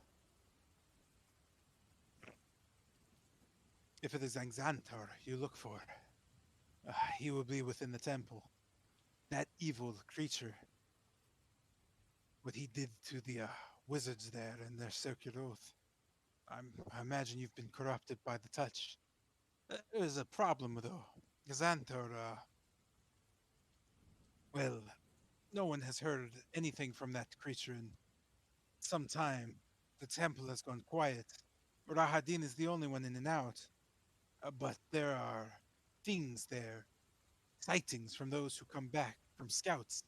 Green flames that dance and move, almost like a Vistani woman dancing. Whispers, a woman who just stares at travelers, waiting for them to come closer to embrace. I imagine that to be the only remaining, well, I don't imagine she is of mortal realm, a lich perhaps, an apprentice. She awaits. No one has ever, well, embraced her. I know not of what goes on at the temple, but getting there is something we can do. Once there, though, I'm afraid I won't be too much help.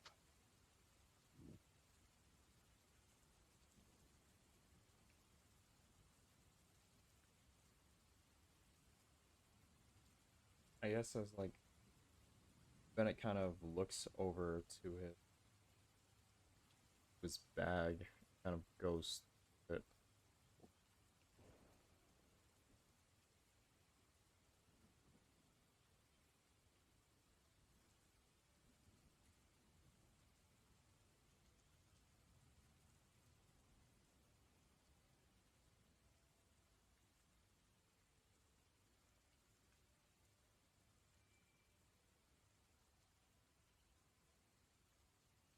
It something about Black Ember on it.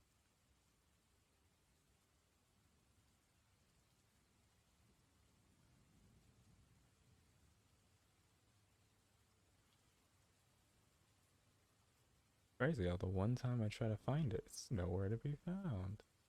Yeah, I also have no idea what you said. You kind of like whispered a bit. Oh, uh, one of the one of the panels on the beacon that was near Argynvost told it mentioned something about Black Ember, but I'm having a bit of difficulty finding it. Might help us. Here it is. The red plaque, scale of flames and of bitterness. Bring it here and let me remember our promise. The woods are wild and wide. Seek the fire out. You think you know anything about that promise? A ghost of Arkenvostolt, written on the mausoleum dedicated to the dragons, his children, and his wife. You would do so kindly as to find him in the riddle. Uh, the red dragon seems to roam the northern woods. Seek him out, and well, he is the most fiery of the group, but immature as ever. He seems to be intrigued by humans and the like, still speaking to them every now and then before, well, blowing them away with his flame. Strange though, his flame catches nothing in the woods. The trees seem to not burn at all.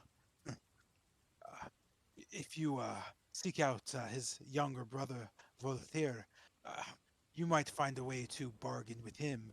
However, uh, if we are well, if we are so limited to time as you're saying, finding him immediately would be best in the morning and just, well, perhaps groveling in front of him asking for something. I imagine talking about corn in front of him might stir up some feelings. I don't know if they'd be good or bad, though. Uh, I don't like the odds, but I don't know what choice we have. Khan would surely destroy us.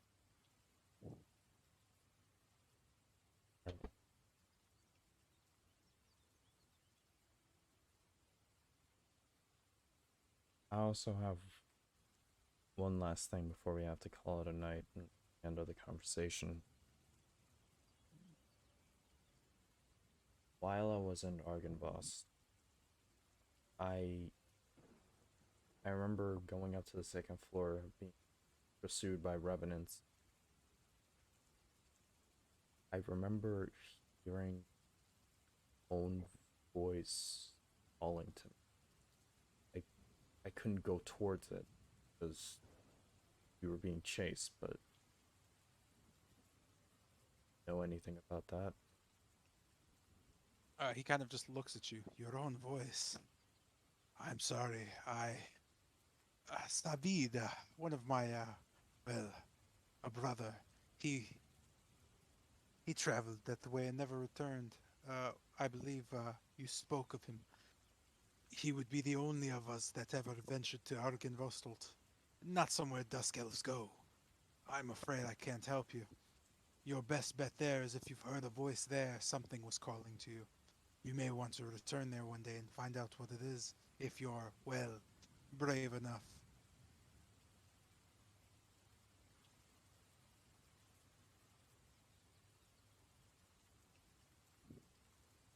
That's all I had to ask. It's just more questions have been popping up as of late. I keep going. Sorry to overwhelm you.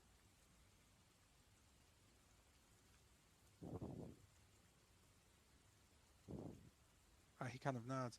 No worries. Get some rest, friend. We leave first thing, dawn light. Right.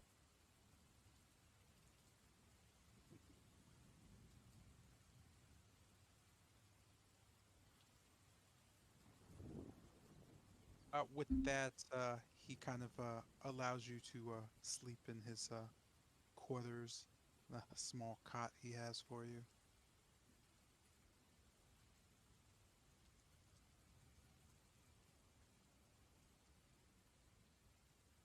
That being said, we're going to end the session here, Oh, okay. and we're going to take a long rest. Whilst Hey, yo, meditating, Pilgrim, what the fuck? whilst meditating, did John Bro, find any I got an clarity? experiment. What? What happened over there? Experiment on open windows. She Get made some that brew that smells like hot ass, in some the fresh wind. ass, moldy ass, Wild and some type of ass. I saw like the session chat lighting up and I was like confused. Like what was going on? Hey, There you bro, go. Some type I of made toxic brew that smells like fresh, hot, moldy ass. poison. No, we talking about like full swamp ass? Yes, no, worse Yes. than that. Worse. It's worse. Oh Okay, god. Togo, What's may I up? touch a potion? May I touch a potion? Touch it. Bro, why do you No, want to do touch it? Get away. Wait, you want to Yo, use the? Pilgrim, do You that out. want to use? Pilgrim, do it outside from now I'm not on. gonna use it. I just want to hold it. You better not fucking purify the goddamn bottle. You better not. Excuses, Jeremiah. Oh, See you, later, Jerry. Jerry. So do you love it? Do you love it or no? I don't. I mean, I kind of want to use it. You know. I bet you do. Oh, I bet you do. public service announcement for the people joining.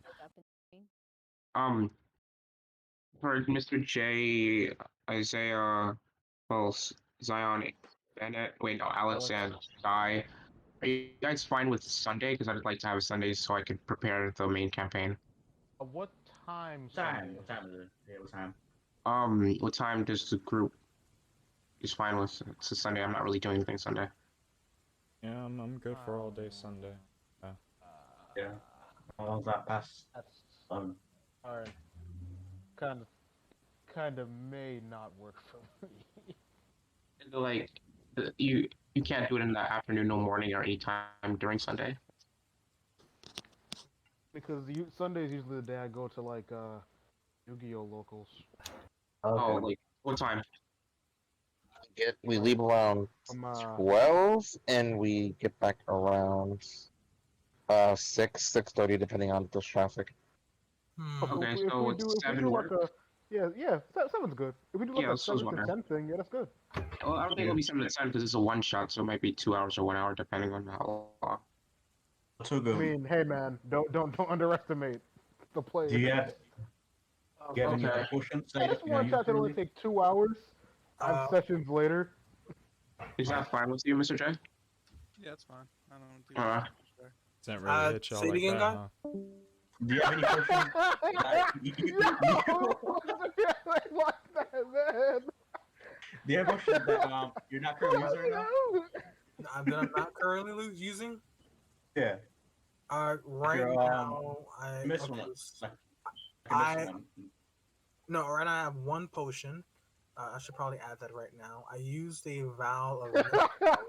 You just wanted to sleep. Okay. Yo, man, that's the truth. Man was just trying to sleep.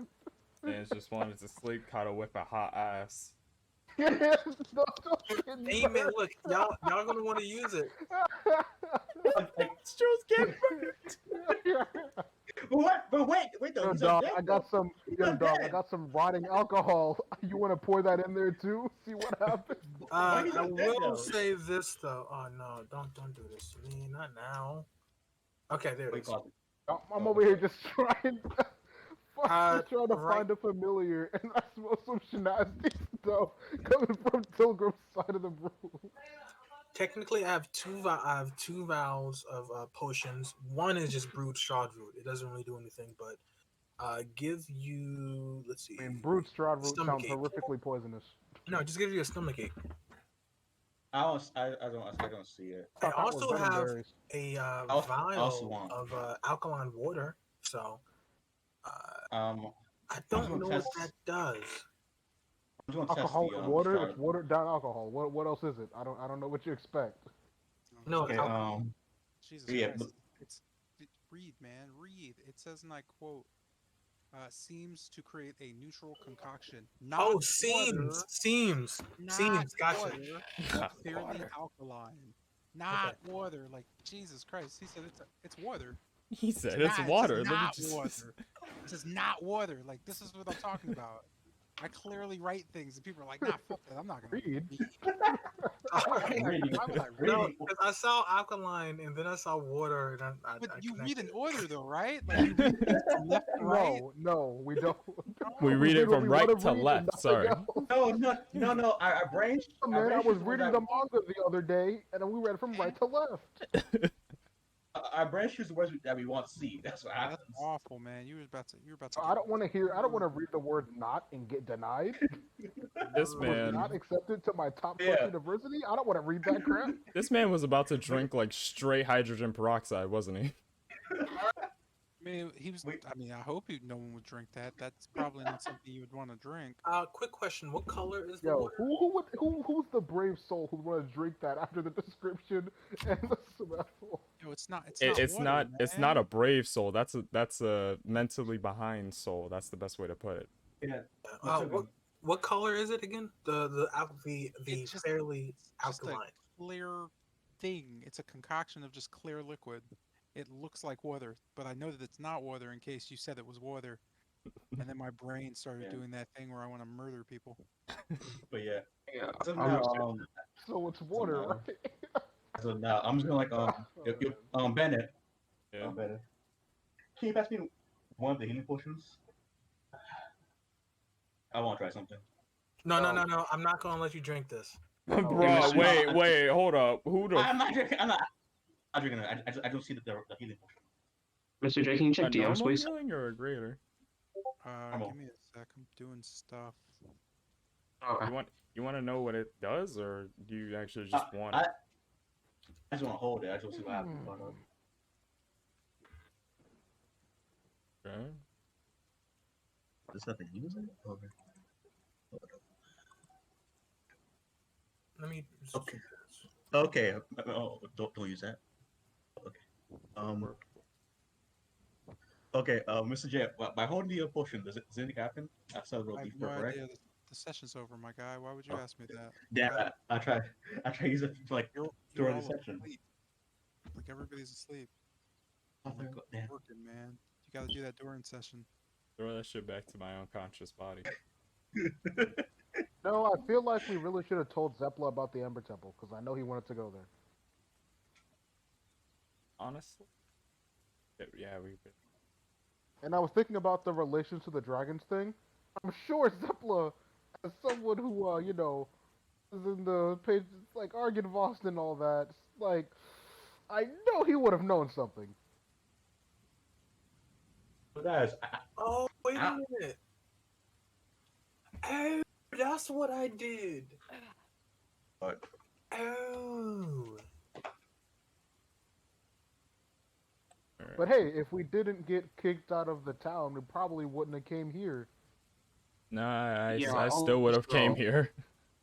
Also, for those of us those of you joining Sunday, if you're gonna make any more changes to your character, please do it before Saturday. I'm good. Like changing classes or whatnot.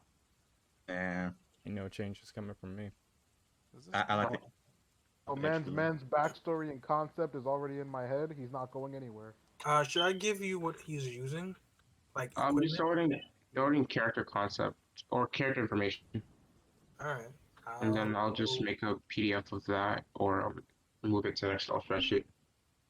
Mm-hmm. Oh, all right, you guys have a good night. All right. Night. Adios. Yo, I'm gonna be honest with you. I guess next my thing guy, my guy uses a quarterstaff, and just just has one.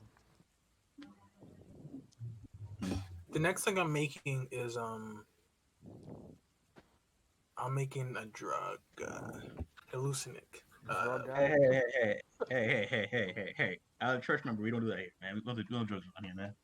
I want to make it LSD. Who said we are Oh. taking it? Okay. About to say. Okay, about to say.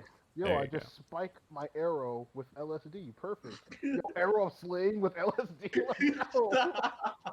It's over. Hey, hand me the LSD. Where did all the LSD go? You just see Zardos back there tripping balls. You don't do drugs, man. Hey, yo, that nigga's I thought funny. you were a church man. I thought you were I a don't do holy drugs, man. Oh, the drugs, man. Maybe I forgot his name. What's forgot his name? Start for A. Shit. Yeah, damn. I really wish we could have had the time to talk to Zeppela about this. I forgot his name. No. Martin? Or I forgot his name. Shit. Who? The werewolf one. The werewolf one. The one that get jump by trees. Would it be well? Okay. Next session we start. I feel like we should mention this to Casimir, and some of us should see if they can go into the town and find Zeppela. You'll thank me later. Trust me. No. It says As you'll like a thank me later. paladin of Argynvost, seems pretty important. So what's called identification is like what? 1,000 He's gold? cool. On the way to the dragon, we can like stop by, pick him up, and then head off into the Northwoods. Yeah, Since he's pretty close in Valakai. Yo, can we stop at Millgroves? Okay. We're not going all the way to Kretsk. So after this, we're heading straight to Amber's Temple, right? After we go off to like pick up Zeppela, we're going to the Northwoods to talk to Black Ember. Yeah, this was a straight full day. down. So starting tomorrow, we have 3 days. Yep. Yeah. Lucian. Black Ember. Yeah. Yo, how good is your strength? Pretty good. Okay. Are you asking strength or athletics? Two different things. Yeah. Athletics, sure. Pretty immaculate. That's a specialty. Look at this fucking physical specimen. Oh man, it's all in the technique. Technique. And you still won't teach me kickboxing on the weekends. Oh, here you go. Here's your big athletics check. Oh god. Just want to try something. Oh, and fun. I can buff that with die if needed, which is fun. Because I had a dumbass idea. And like to push that bookcase, I got like a 30 something. Like Jesus Christ. Because what's called since you said Cap said that back stringers are very durable. I was thinking about like I don't know if it's transparent now, but like Hey, you said the what now?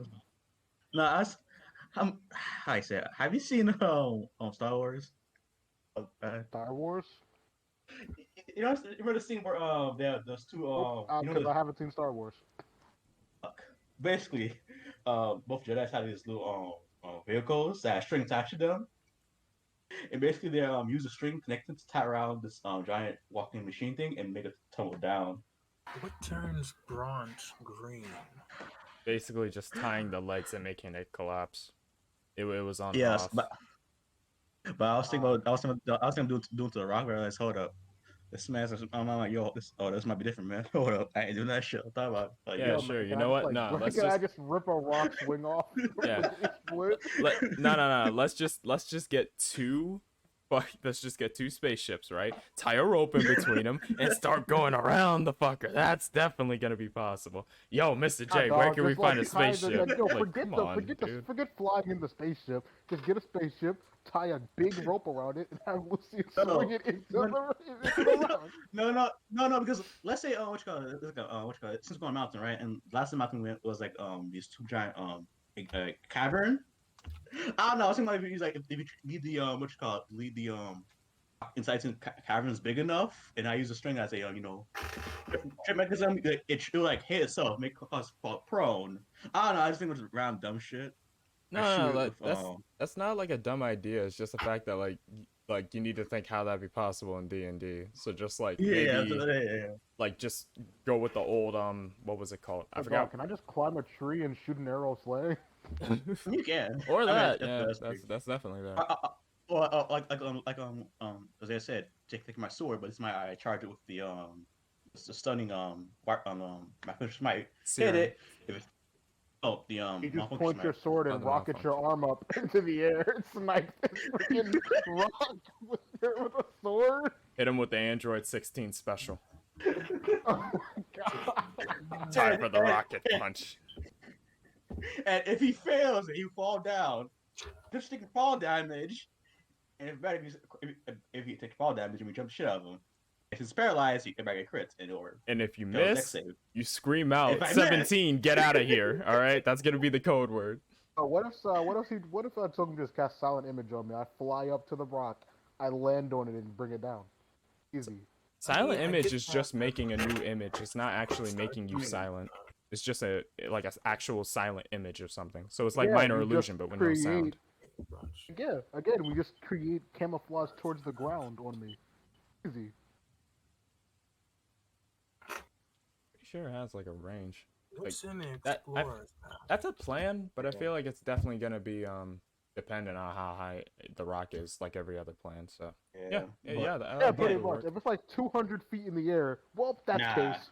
God dang it. Unless what you call it, you have to eat it what you call it, Lucian in the air, and then Lucian do a 3-6 no scoop at the rock. And since he has to do it flying, he'll be safe. So the next feat I grab is definitely about to be sharpshooter. I'm about to hear this. You can't. I ain't ever about to hear this. You can't hit this too far. You know what I just realized? With Spell Sniper, every time I roll to hit on a spell, I think I double the range. The range, yes, you do. Range, yeah. So I was gonna grab that. I was gonna grab that from my arcane archer. For example, he'd knock like a firebolt into his bow or something. Yeah. And since Eldritch is like 120 feet, you double it to like what 240 feet. Indeed, you snipe the frick out of things with spells. Pretty much. Also, if you also have what was the invocation called? The slowing down one, yeah, I think with Taji, they'll never get to you. They'll never get to you. That's funny. A lens of lethargy. That one, but that is like combine that with let's see, like what? Combine that with Soul Snapper, for example. Or if you had like armor Hadar or like Eldritch Spear. I don't know. Never mind. No, I'm just saying like if it's a spell that does the spell that Alex used before, the ask thing. This spell does the same thing. For example, Wells get armor Hadar. As long as inside the space, they take damage. So you just like, keep knocking back in over and over and over again until they die. We need to hit these. We need to hit up these spells that just have a distance of sight. Like you can see it, you can cast the spell. I know there are a bunch like that. I mean, with magic missile, bro, you just point your finger, bro. Magic missile. It's 20,000 feet in the air. Magic missile. Have you read Magic Missile? The shortest distance spell I have on me is 60 feet. Like everything past that, I could still go off and hit it. So you're telling me that you what's the meteor one? What's the meteor one? The meteor is 120 feet. You just shoot a crap ton of meteor. Why you just you dogfight this thing? Well, you got the flight boots and you just dogfight the rock. I could. Not sure if I would called, win, but I definitely could. It's something that will man, cast it normally, quicken spell, cast it again. So it's something that with shock graph you can punch someone from like what 20 feet away. That was double, right? So just 10 feet. Yeah. So yeah, we just like punch someone from like 10 feet away. Yo, you have an electric whip. You just crack it from 20 feet away. Oh god. Yeah, bro, you can't hit me, bro. You can't hit me. Watch this. You Hold my can't. beard. You can't hit me. Pulls the Indiana Jones Oh, God. What level are we starting at again? for Oh, Khan's four. campaign. Our Carl thing. Yeah. Four? Yeah, it's 4. Okay. If it was 5, I was gonna go to monk. Man, when we go into the campaign, we'll be leveling up and all that. He's going by a module. Oh, Okay. we're leveling up. We're leveling up. Yeah, he said he's going by a module. Oh, okay. Cool. I'm be gonna that tough guy. I'm gonna dip off early because I have some stuff to do in a different server. I'll see you guys later. Sayonara. All right. Later. All right. So for everyone else, that's going to be it for the episode.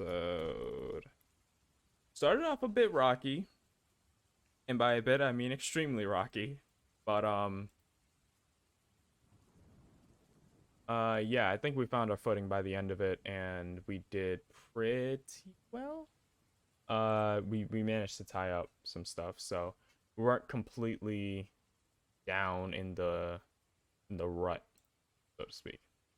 Yeah, we found a way out of it. So let's go raid. I already know who I'm gonna raid today, Voodoo Ush, because I am going to go over there and play some Dead by Daylight with him. Voodoo Ush, really good friend, really good streamer, really good friend to the channel. Main reason I do a lot of the stuff and the main reason I got back into streaming. So head over, give Mr. Rush some love. We're going to be back probably Monday, 7 p.m. unless I end up streaming probably on the weekend. I don't know. It's a possibility. It's definitely a possibility. I probably won't, all things considered, but yeah. Thank you all for watching. I am really thankful that you all are watching, whether you're watching the VOD, watching live, really whatever. It's always appreciated, and I feel like it's definitely cool to see this series get a bit of love.